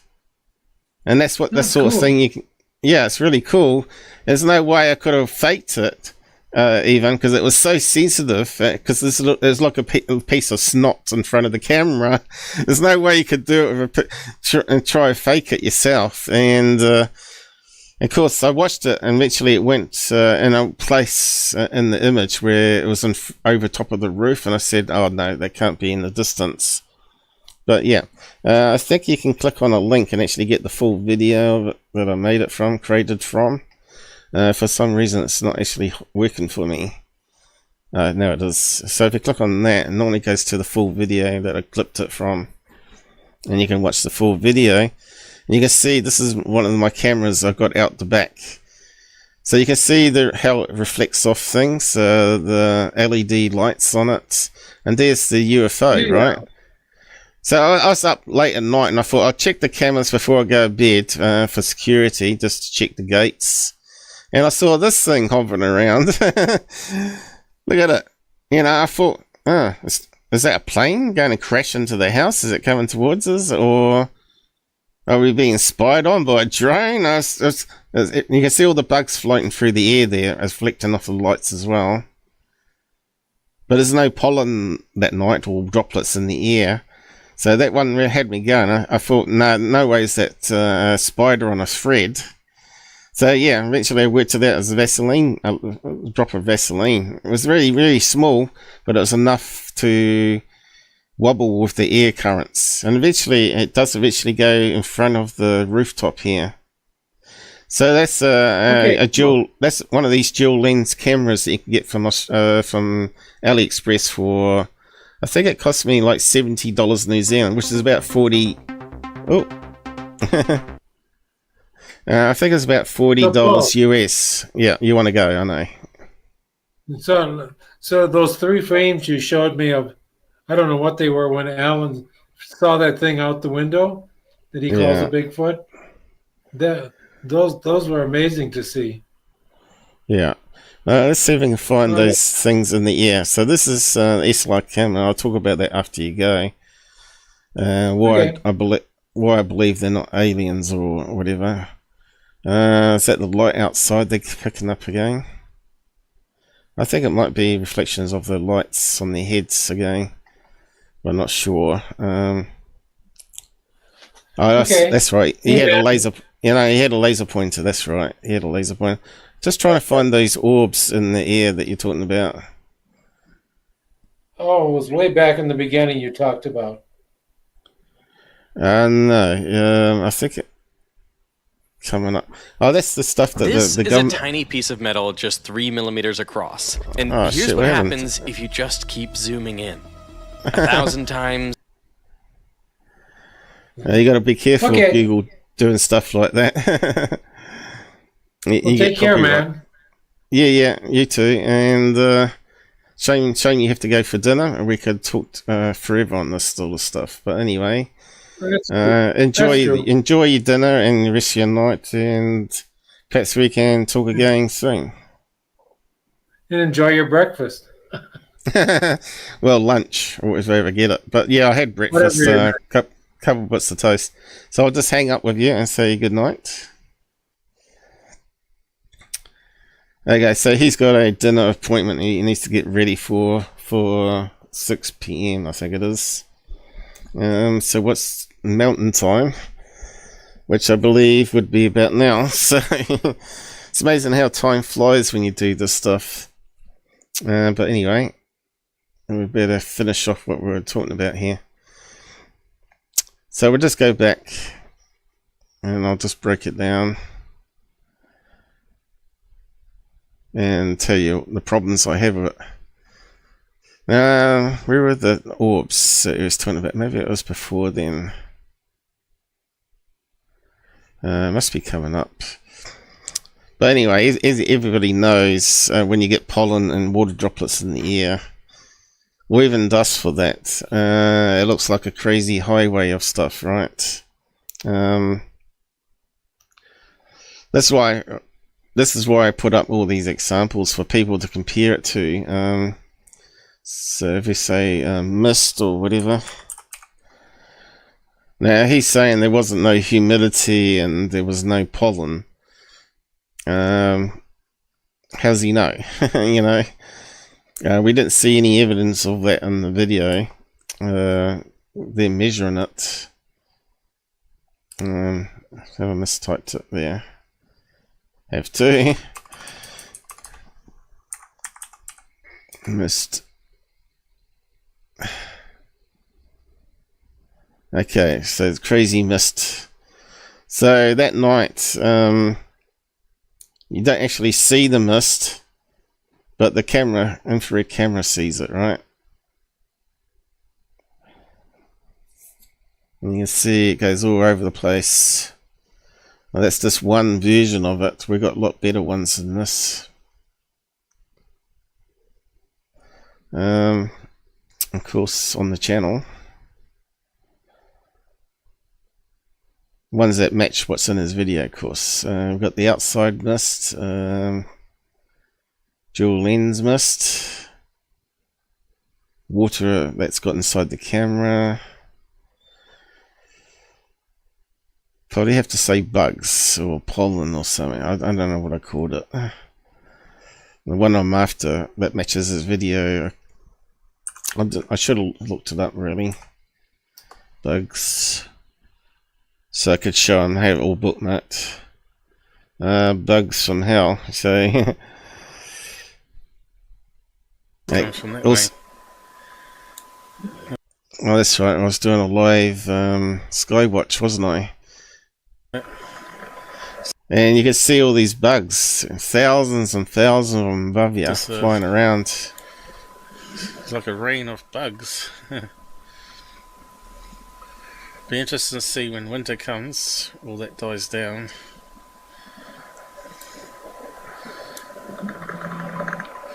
Yeah. That's very similar to what he was catching on his camera anyway. So it could have been even a heap of bugs flying towards the camera. Rain and bugs on that one as well. Get a lot of bugs in New Zealand. Strange objects caught on IR. That was that one we just watching, I think. More bugs. Low res. Okay, what's that one? Oh, doesn't that give you the creeps? Probably bring the camera in, it'd probably be covered on them.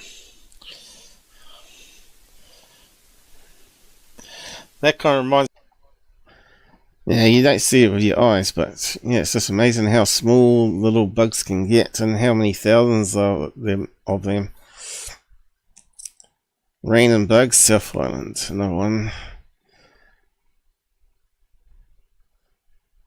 More bugs. Anyway, the one that was on his video is here somewhere. I'll find it sometime, but yeah, we'll just carry on with the rest of them. Breakdown. I should catch up on the side comments really, shouldn't I? Let's see. Bino from Oz, how's it going? I'm not sure if I remember you being here very often.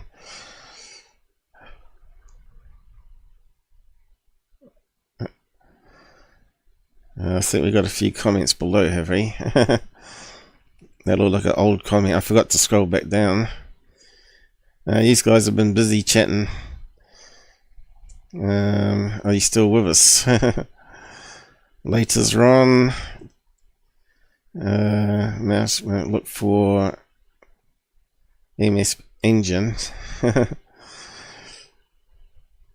There is a Windows Defender scan. No, I got Defender disabled. Yeah, I don't know why it went slow, but it's now working okay again. I think it's one of those sneak things that Google installed, right? And you can't disable it unless you know about it. I've disabled lots of stuff over the years. Okay, so maybe there's not too many comments here as I thought there was. Most of it's the stupid robot. Really, it just needs to put out one comment, but it shows you every domain it's sending it to. But anyway, yeah, it's got the SLR camera, right? So I think I'm right here.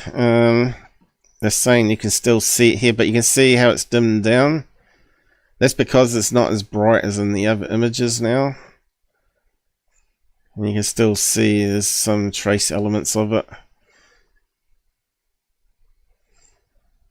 And if you look, you can see something going out that way, which is that bit there.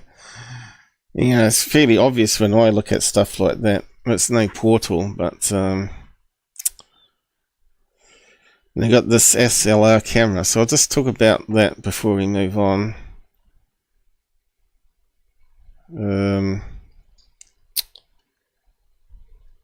So I'll close that down. So you can get this app for the for your phone.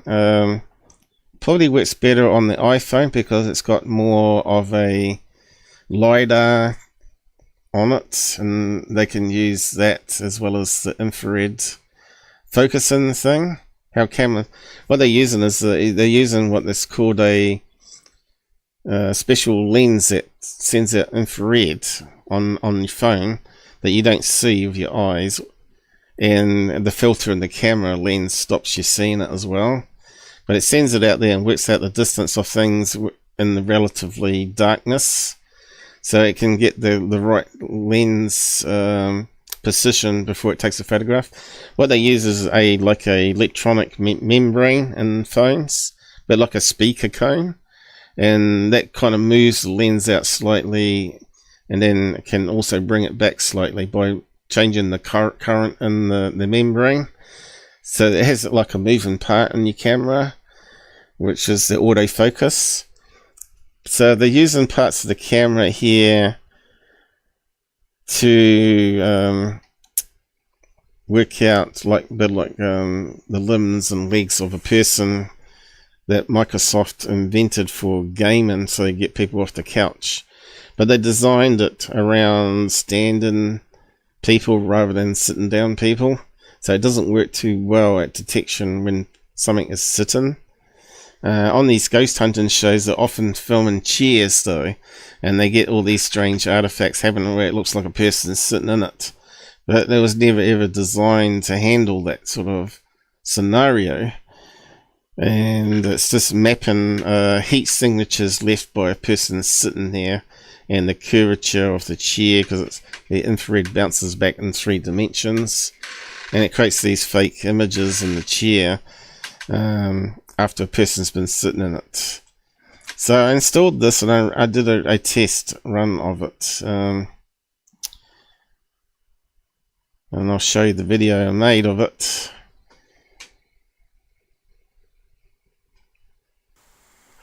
So this is me playing back the video, and I'm through the phone app, and it's actually you can see it's mapping out the guy on the image.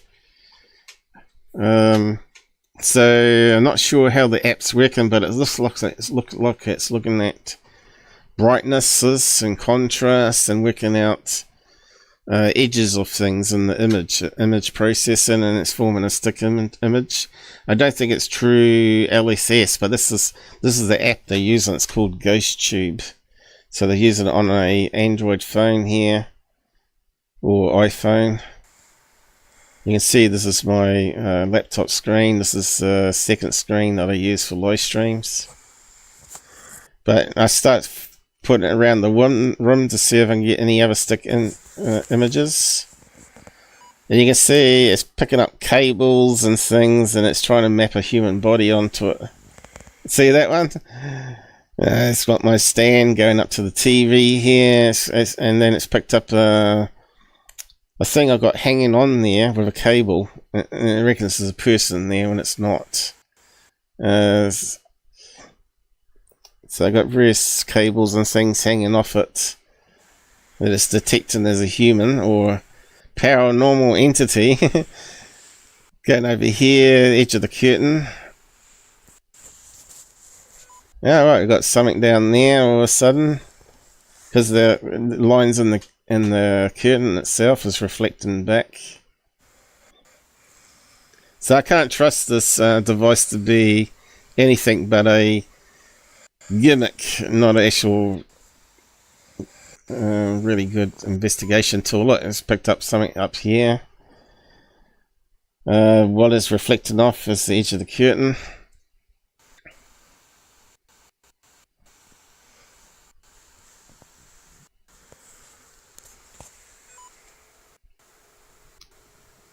This is a strange one where I'm looking at the disco lights on the ceiling. And it's picking up the light sources as something being there. So it's garbage, right? It's pure garbage. And so let's go back to them, and the rest of half the show is using this camera, which is a disappointment, I find. And you can see he's getting similar images on his tablet he's got here. Is he using the same software? I think he might be using more professional software, but it's still doing the same thing where it's trying to work out edges of things what a human lens, because it's software. You know, exactly as what I was getting, stuff like this, right? Reflecting of various things in the room. And this is where they're aiming at the rafters, and the rafters are being picked up as something abnormal, right? You can see it's picking up the limbs across the beams here, and the blades of the fan and the roof. There's nothing paranormal about it, right? You know, he's picking up all this sort of crap. And he's shining a laser, and of course you're getting the rafters up here.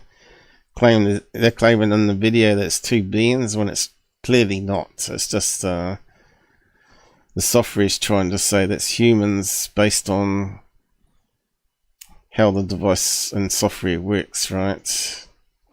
And they're shining a laser pointer, which you can see here reflected on the window and off the light. And they're aiming the LSS camera at it and getting the stick insects, stick creatures or whatever. So yeah, I sort of got bored of looking at all this. To me, I wouldn't have included that in the documentary. I thought that sort of is where most people would have sort of given up on it and sort of said, oh, it's garbage. Die! And it's got a stick man there, and they're doing stick man camera work. So yeah, and then they bring on this guy here, which is, as far as I'm concerned, is the guy that's promoting Bledsoe of all people.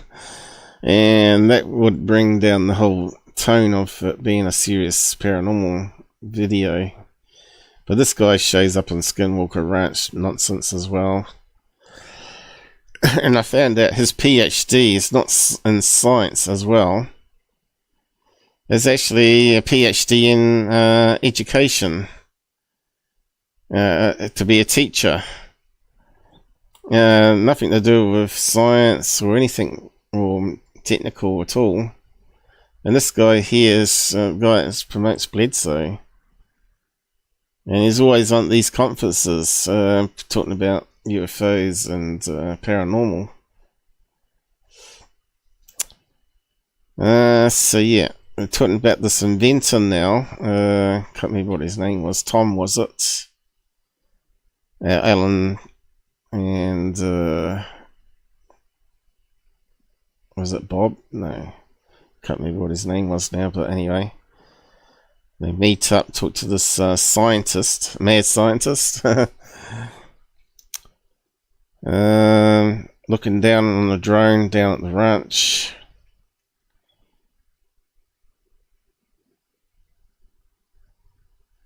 and he gets shown around by a person there.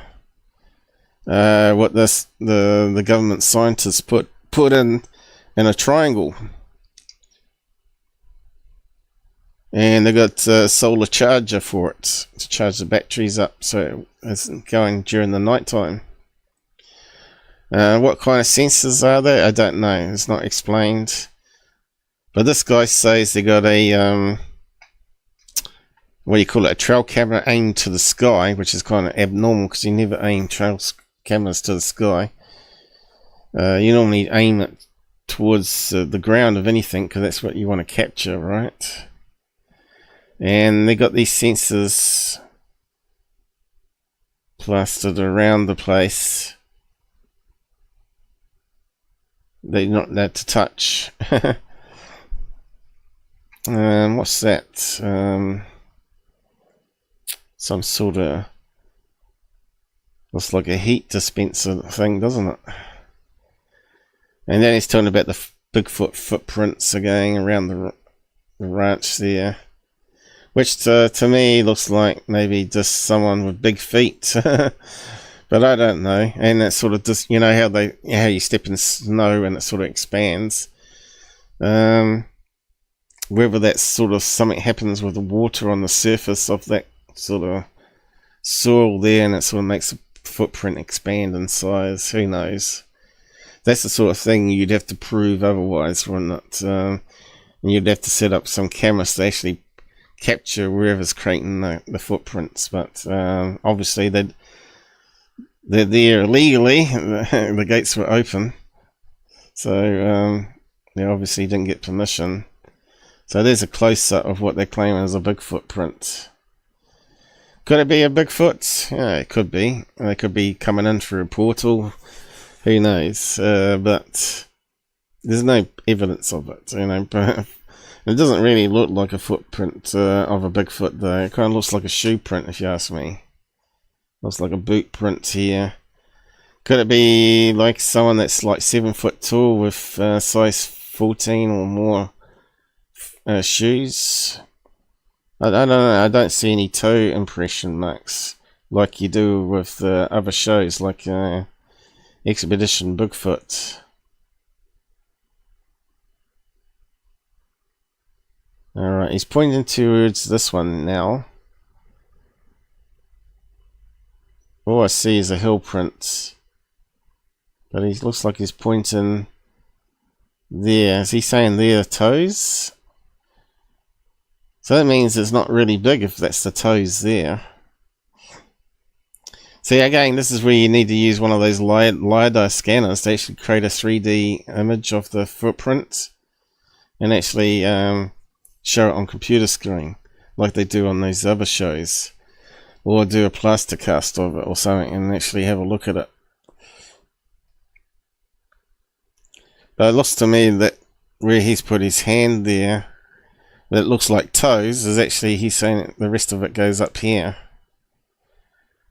He's putting his hand along it. But yeah, who knows what it is. Again, it's still open to interpretation, that one. This guy here says he's an inventor in electronics and stuff, and he's set up a thing that measures positive ions. But the thing is, positive ions are always around us.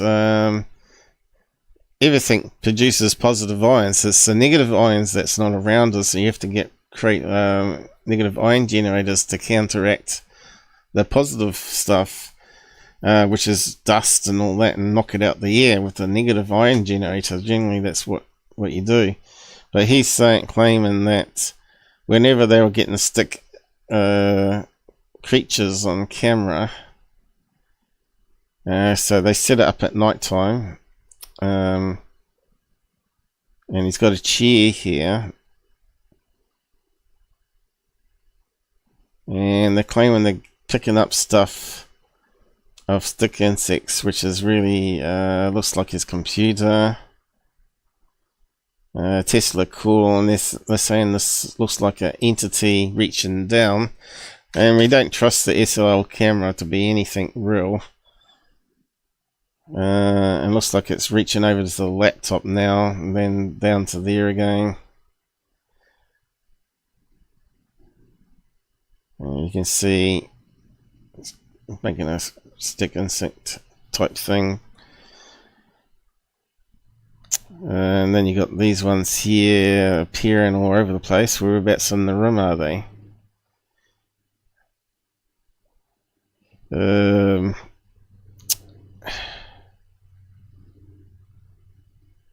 Looks like the bench there, is it? And the chair there or something, I don't know.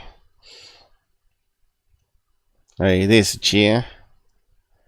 Alright, you can see him bending down, right? It's trying to form his limbs, and it's not very good at things standing down. There's what looks like limbs going up in there, but it's actually his arm, and then part of his leg going this way. And it was the bench there. There's his laptop or device. Yeah, like I said, the kinetics was never designed to map people sitting down, only standing up and moving. So they got the chair there. What's that underneath there? A torch. And they're claiming that there's something sitting in the chair. Now, I've talked about that before. If it's got leftover heat residual from him having a laptop on there, or sitting in the chair, or leaning on the chair, then you're going to get stick insects, or stick figures, or whatever you want to call them. But they're claiming it's looking down at the laser light. Oh, right, they're showing a laser light blob underneath the chair, and they're saying it's looking down, claiming that's evidence of it actually reacting to the light on the floor. Yeah, I don't think so. So that's a long reach, So he goes and sits down, and there should be a stick in creature.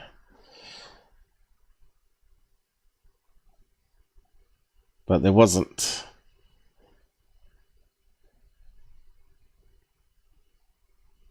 So, but what's he wearing?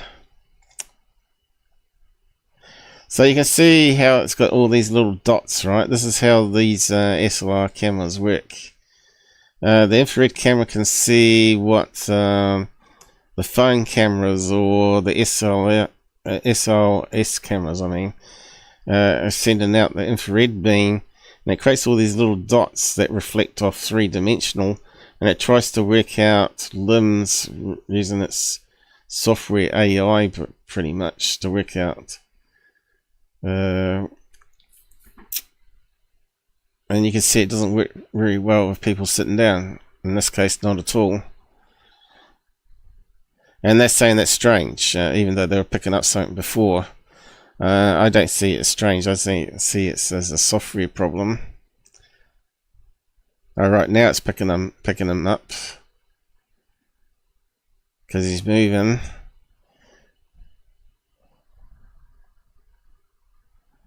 And of course the IR dots are reflecting back. But yeah, it's pretty boring, I thought, that bit with the SLS camera. And this is the guy's device printing out on paper the level of positive ions. Now, I did actually do some research on positive ions, and asked Google various questions. And this is what it says. What generates positive ions? In nature, positive ions are commonly formed by strong winds, dust, humidity, and pollen. They are at their highest levels just before an electrical storm. In general, anything that's toxic or has electromagnetic capabilities will generate harmful positive ions.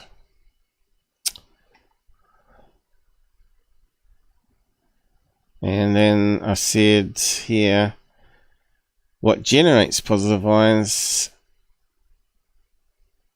Anything that's toxic or has electromagnetic capabilities will generate harmful ions, including electric devices, which he had a computer. So if the fan kicks off on the computer, then you expect his detector to go crazy with peaks on it, because it's now sending the whole stream of positive ions towards the sensor. And he had the laptop right next door to the sensor instead of in a Faraday cage, or, you know, outside of the experiment area. So I could see a lot of problems with his so-called thing. And it's talking about flora, lighting, and televisions, phones, and computers. So I think his experiment was flawed in the end of this movie. And he's saying that he was getting peaks like this, which kind of suggests where you get burst from the fan on the computer more than anything else, I'd say. Oh, pushed the wrong button again. Then they talk about, the guy talks about also he was filming this orb outside that seemed to be just hovering there. Of course, in that location, those people are known to launch lanterns and lead balloons, drones, and all sorts of things, right? And this thing's just hovering in the air. And he's getting peaks inside like that, which again could be just the fan of the computer blowing, right?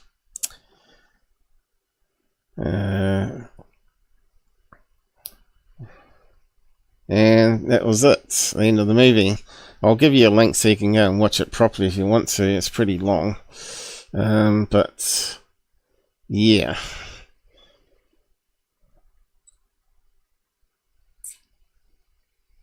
This is garbage. I'll give you a link to it. You can try it out on your phones and you can see for yourself, right? So this is what they're using mostly in that movie, and it's just rubbish. Ghost Tube. It's free to use as well. It's pretty fun though. But it's nothing to be used for serious investigation, that's for sure.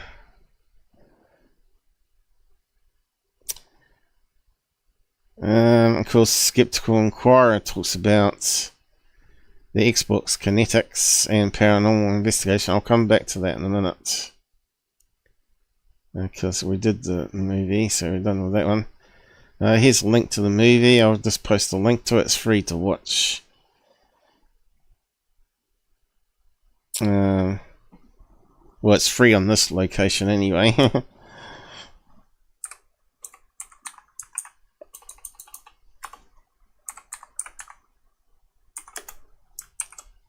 There we go. So we're done with that one.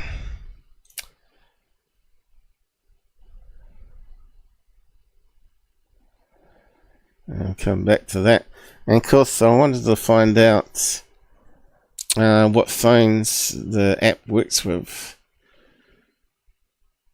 and how it works, but it was very hard to find information. So I looked at how they can use autofocus. AF is laser autofocus. Most of these phones have laser LEDs on it. I'll just bring up a little clip on this demonstration. No problem. So you're seeing on the back of your phones, you sometimes have multiple lenses or multiple camera lenses, and it can take two images and somehow use software, firmware inside the phone to make the best image. But you also have other LEDs and other sensors on the back for autofocus and LiDAR and that sort of stuff. Laser autofocus. And you can see here a little blinking light which you get on all phones when you're using the camera that uses for autofocus, and you can see it only with another camera as long as it hasn't got infrared beam filtered. So you need an infrared camera to film the back of the phone to see it blinking like this. Focus is working. So yeah, so that's just a regular Android phone, and here's one explaining how the little LED sends out little dots and reflects back to the camera, and they work out the distance to get it best in focus, right? And they're using that in their software somehow to work out edges of things to form stick people. But you can see here in this video, same as what they got. You can see here, like we saw in the movie, in the IR, when you get these little lights making lots of little dots reflecting off the person, and you can only see it with an infrared camera, of course. Light, but it's actually little dots. When I shine it on the wall back there. So this guy's demonstrating why you're getting that in the movie. There you go, you get the same pattern they were getting. So that's how the stick insect thing works. It works out through this firmware of the camera, the distances, and somehow they can get access through API call on the phone, which means application level communication to the device itself, and use it in their software.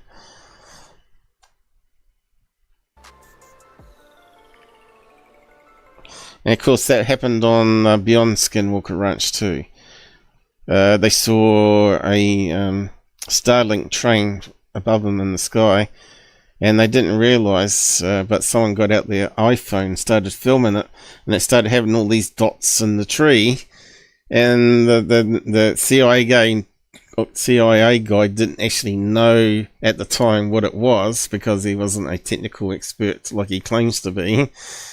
And not till after the show we actually got told by he probably didn't investigate it, probably someone told him, oh, that's just a known the thing that the phones use.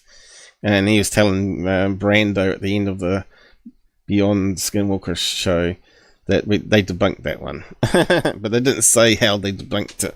But they didn't actually at the time. They were going, wow, look at this, it's paranormal, blah, blah, blah. And it looked like a bunch of idiots on the show, right? So, yeah, so that's how autofocus works on the phone. So if it sends out those invisible beams and it bounces back, then you can work out distance, you know, and it adjusts the membrane inside the phone to work, to get the best focus. That's why you can't aim a phone at the sky to film UFOs, because it always never is in focus, right? Because the phones are only designed to film something within about 20 feet. That's how far it goes and reflects back. Anything beyond that, it can't focus properly. So anything in the sky that you're filming, it's got no way of knowing where the focus is. So it just leaves it where it is, you know, at last position. So, yeah, I'll just quickly draw it up. So you got your phone camera. Is it gonna work? You got your little infrared LED, and you got your normal lens, and that's sending out beams, obviously straight lines, and it reflects of a person.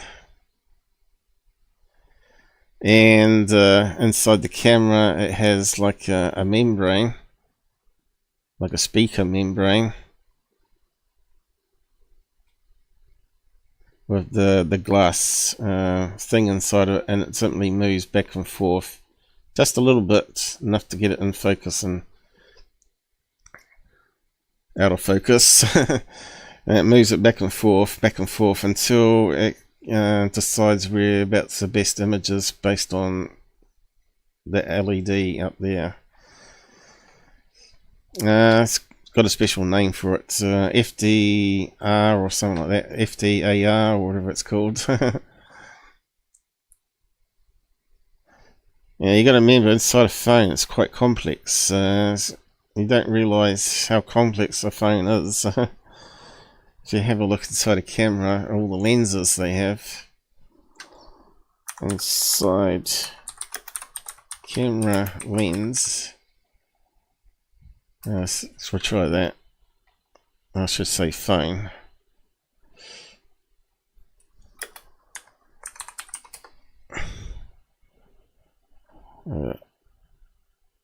Let's see if we can get an image. It has all that inside it, right? You have your sensor, you have a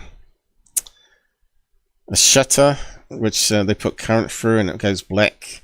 So it creates like the iris of a camera, but inside the phone they have like a shutter that goes through current and makes it black, and it gives the time to process the frame. And you have all these lenses inside, and one in the middle will be on a membrane that I was talking about that moves back and forth like a speaker.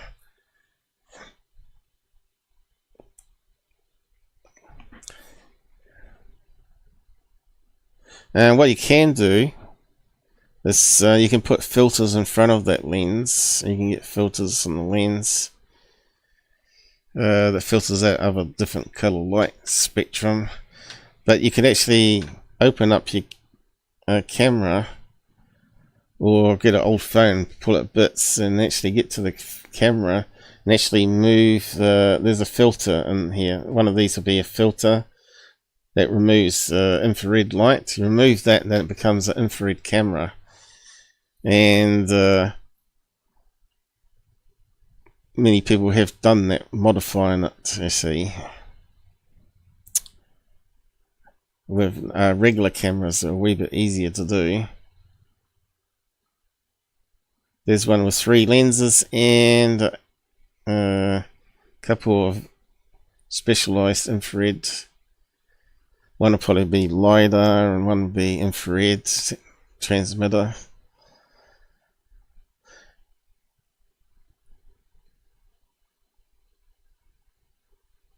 And all different lenses you can get for phones now. That clips on top of these ones.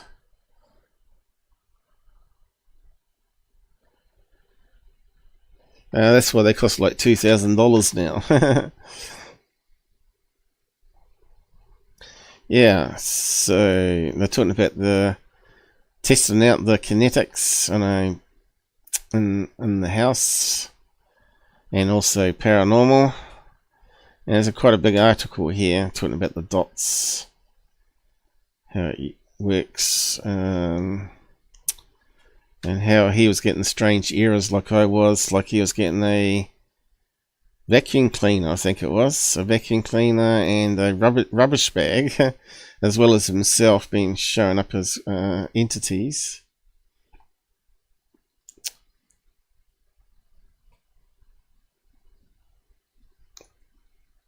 Vacuum cleaner again, is it? So it picks up him standing there, and it's not really accurate at all, is it? You can see it's full of errors, and he's got a vacuum cleaner oil shopping bag here or something. It's reflecting off. But he talks about it here in detail, how it works. Stick incense usually resemble something out of a horror monster alien movie. Stick figures remain locked in one place. They move the limbs about like a dancing queen.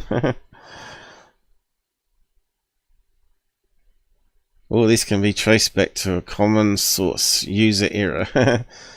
It's not a glitch in the system originally designed because it was working as it was designed to do. These false positives are due to ghost hunters ignoring how the device was intended to be used and ignoring the recommendations set forth by the manufacturer that would seriously lower the likelihood of a stick figure being assigned to an inanimate object. Let's look at more in-depth explanation. The kinetics was designed, or SLS, was designed to be placed above or below a television between 2 feet and 6 feet from the floor for the Xbox 360 according to Microsoft. Gives the same measurements but includes the note that the higher the better. Was also designed to be placed on a stable stationary surface, not handheld, as we see in portable visions used in paranormal shows such as ghost adventures. But wait, isn't the kinetics used for applications other than games? Yes, from robots using it for navigation to scientists using it to make a 3D scan of a cave floor. But in these cases, the software has been adapted for specific uses by scientists, engineers, and programmers who are detecting mapping things that they are known to exist. Otherwise, they train it to recognize the objects that they're looking for. Rocks, metals, land masses. All these things have known quantities, and the hobby of ghost hunting paranormals are using the same software the gamers are using, which is designed to detect players that come into the play area.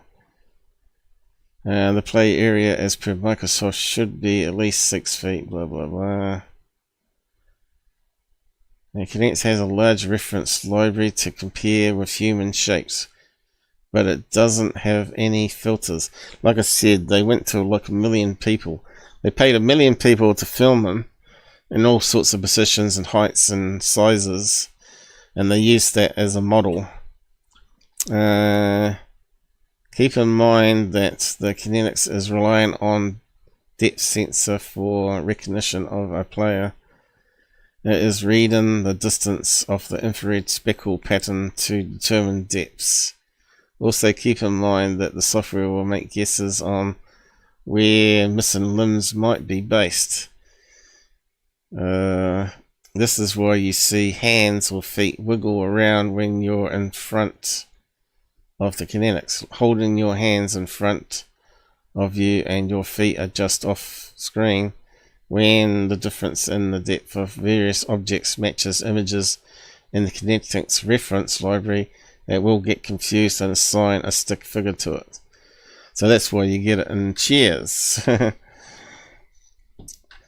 So what they're saying is, if you're standing next to an object and it sees one side of an arm or leg, it can then map the other arm and leg to being a table or something that's standing next to you, or something that's behind you, because it hasn't got it tries to turn a 3D perception into a 2D perception, and it's using its software to try and map where a human is, and it gets confused. I suppose with AI you could probably train it to be even more intelligent than that, and eventually it would actually get a lot more clever and actually reduce the false positives. But how much processing power would you need, and memory to store the pattern matching? But the technology will get there, right? So eventually it will just get better and better. But for ghost hunting, I think this is just a garbage thing. EMF is a good one, and REM pod is a good one. So if you can prove it's not interference, and you ask it questions and it triggers it and then stops it, and you can just somehow ask it various questions in a way, maybe then that becomes a good useful investigation tool, that there's something triggering it. some visible cloaked Bigfoot or whatever. I don't know, but there, this SLS thing is just stupid. So it goes in quite a bit of depth here on explaining it all, how it works. There's this vacuum cleaner. But this is a bit like what I was getting at the side of the computer here, with the arm going up to the TV monitor and it was mapping the cables hanging off it. So yeah, I'll post a link to that article there. You can have a read of it if you want. Here we go for time anyway. We started a lot early today. It's coming up to 3 hours, but I'll probably end up going early today anyway.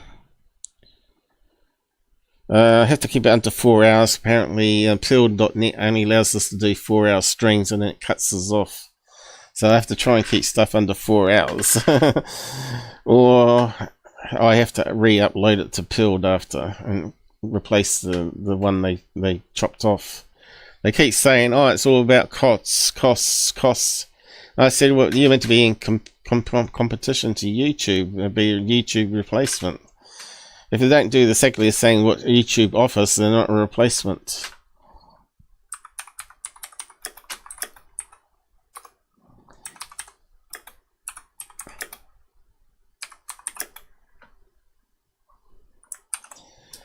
Let's see. Is it working? Not sure if it's scrolling. Oh yeah. So I just called it kinetics or SLS cam help. I spelled it wrong. Anyway, it doesn't matter. Was there any other comments here? Did I miss anything? Just mostly my stuff, isn't it? Michael. Check processes. Alright, that's what we read last time.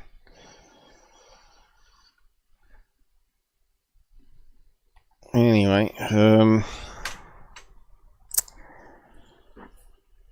we're done with that, I think.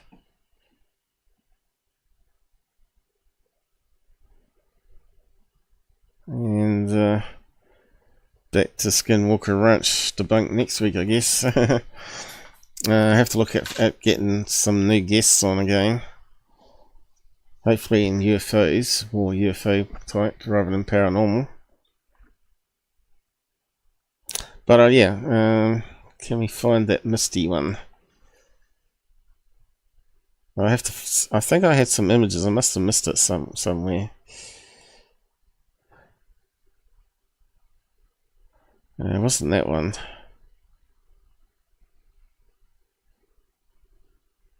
That was a plane going behind the tree.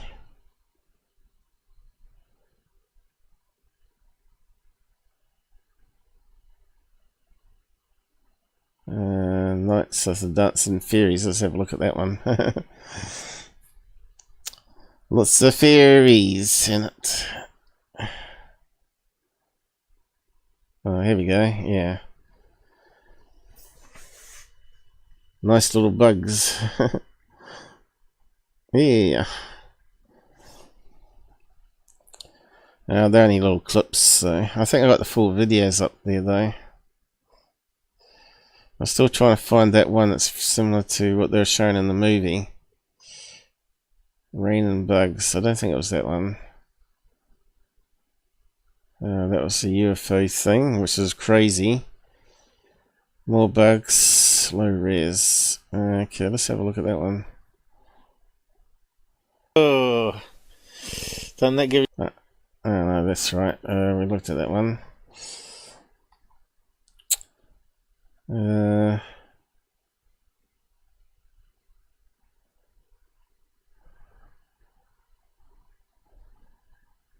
Depends what I called it, of course. I don't normally say what it is, so people can look at it. And then if they read the description, I say what it is. I don't say it is in the title and stuff. Because I want people to look at it, you know. UFOs, and then they watch it, and then I say in the description that's not UFOs, it's bugs or whatever. Because people won't watch it otherwise. And Google certainly doesn't promote it if I do say it's UFOs, but if I say it's bugs, they will promote it. Which kind of ruins it, because people don't want to watch bugs on camera, right? Where was it? Rain and bugs. Whereabouts did I put it? Must be in videos. Let's see if I can find it.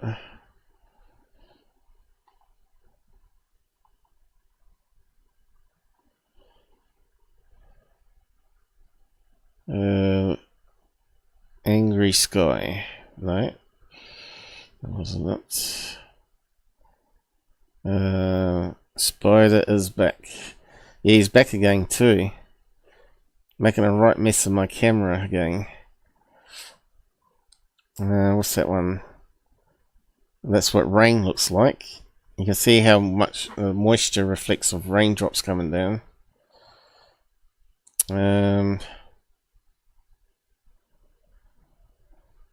What's that one there? Spooky hands? No, not that one. Amazing how the still moon. Alright, lighten up the clouds. Clouds again. Night of Ghost. Oh, here we go. This is what they caught on their camera, very similar to this. I believe this is just pollen blowing off the trees, and you can see how crazy it is. You can see how the LED lights are. It's so thick with even some moisture and pollen, or a bit of both, or one or the other, that the LED lights reflect so much back at the camera. And it's just crazy. And yet outside it looks like a perfect calm night. You can see there's no big wind there. There's a tree there in the background. I think you have to look at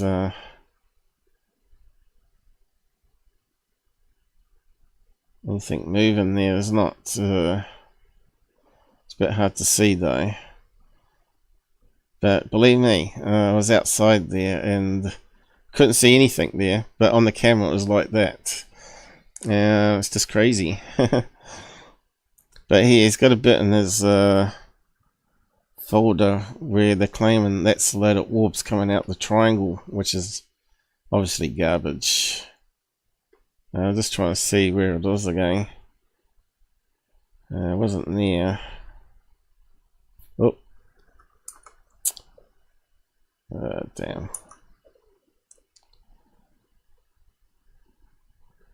Was it here? No. Yeah, just trying to find where it might be.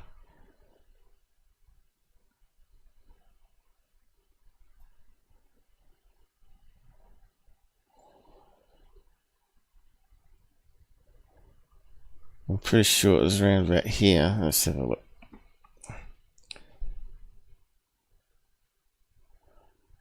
You can't tell me that's not a reflection of that, right?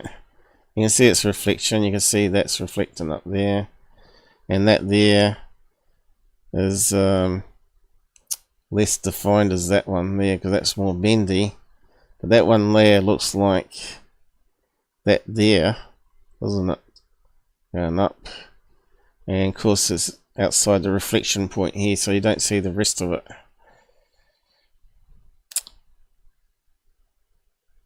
And of course they're saying that's the portal, but it's not.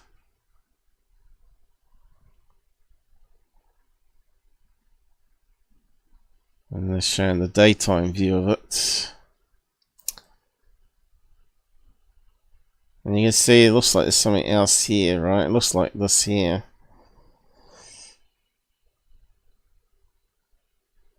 Was that the bugs? No. Not sure. I think that might have been a plane or a helicopter passing, you know. But anyway, doesn't matter.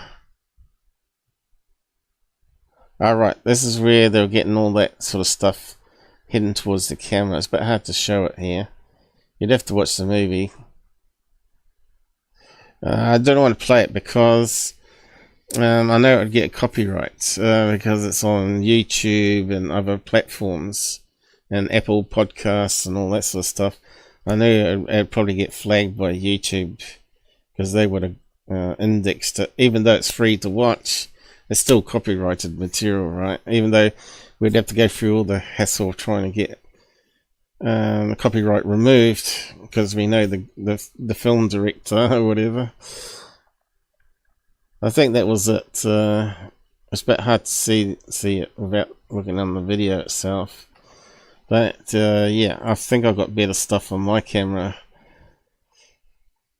But anyway, we'll leave it there, I suppose, and wrap up the episode without adding more to it. It's a bit of a shame you couldn't stay around a bit longer to discuss all the other things I've raised, but yeah. I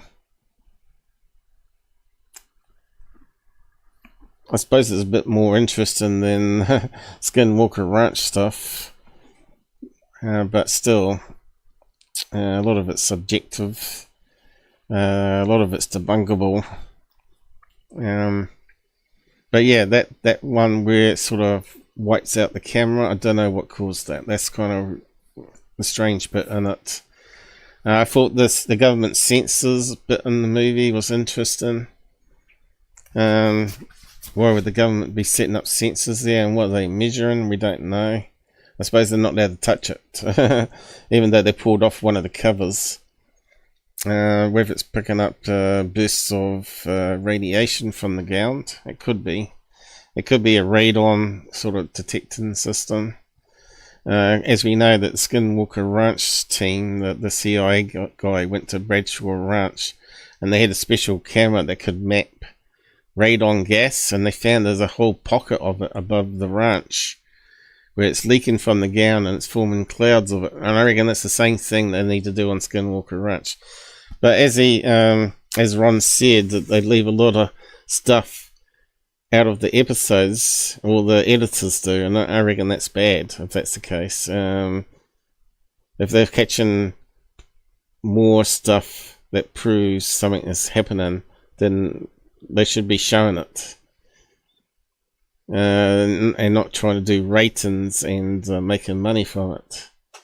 That's why I would never use Hollywood myself. You know, if I was doing a TV series, I simply would be self-published, and if they want to put it on their TV show as is, then they can, as long as you fill a contract saying you're not allowed to re-edit it, or have to have approval of what edits there is before it goes to air. You know, Hollywood probably wouldn't accept those demands, would they? Anyway.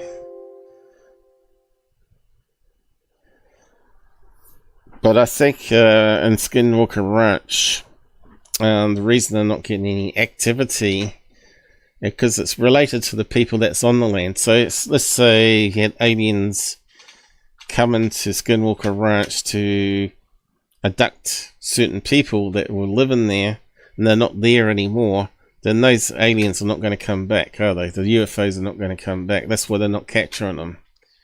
So that time that Brandon says he saw a UFO, there was probably some people that they were interested in still living nearby or with Brandon that night, and they were coming, and they happened to capture it, see it as a kid or whatever.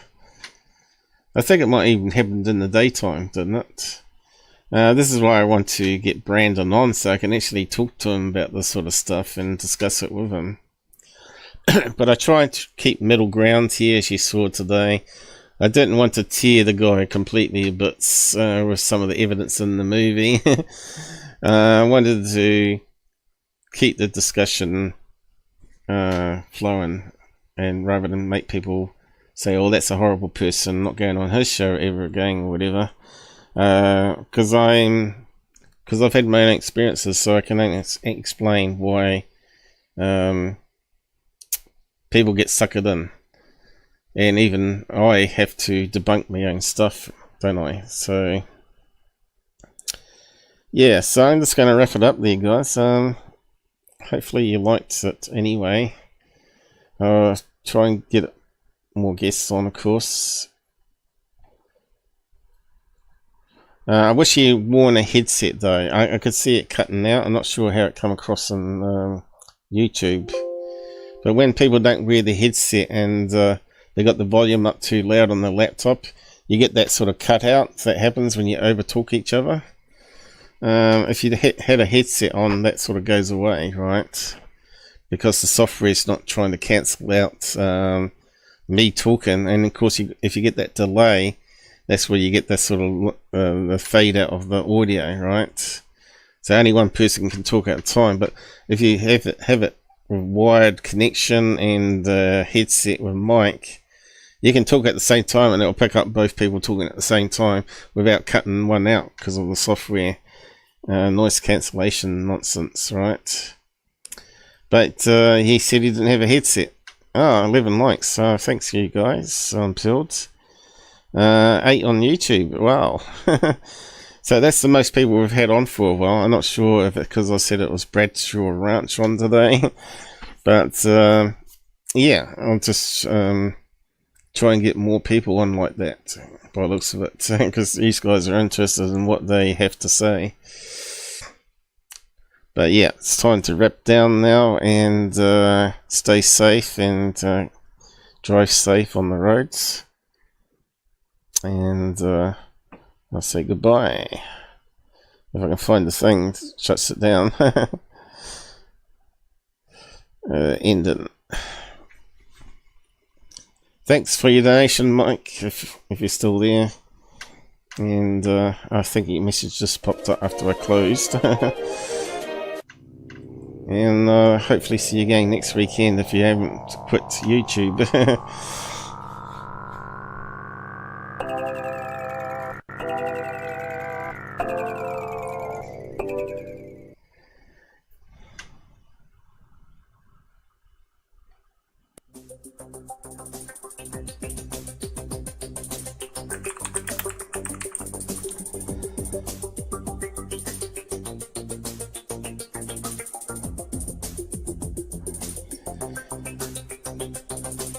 I suppose I'm about to get something to eat now. Almost 1 o'clock here.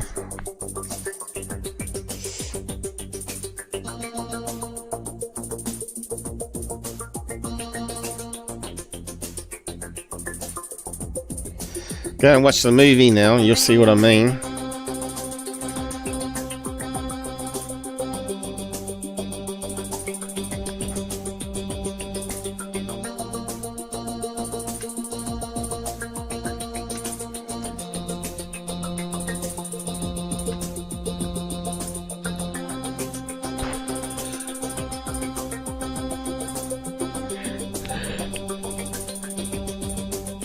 Where's the cancellation thing gone?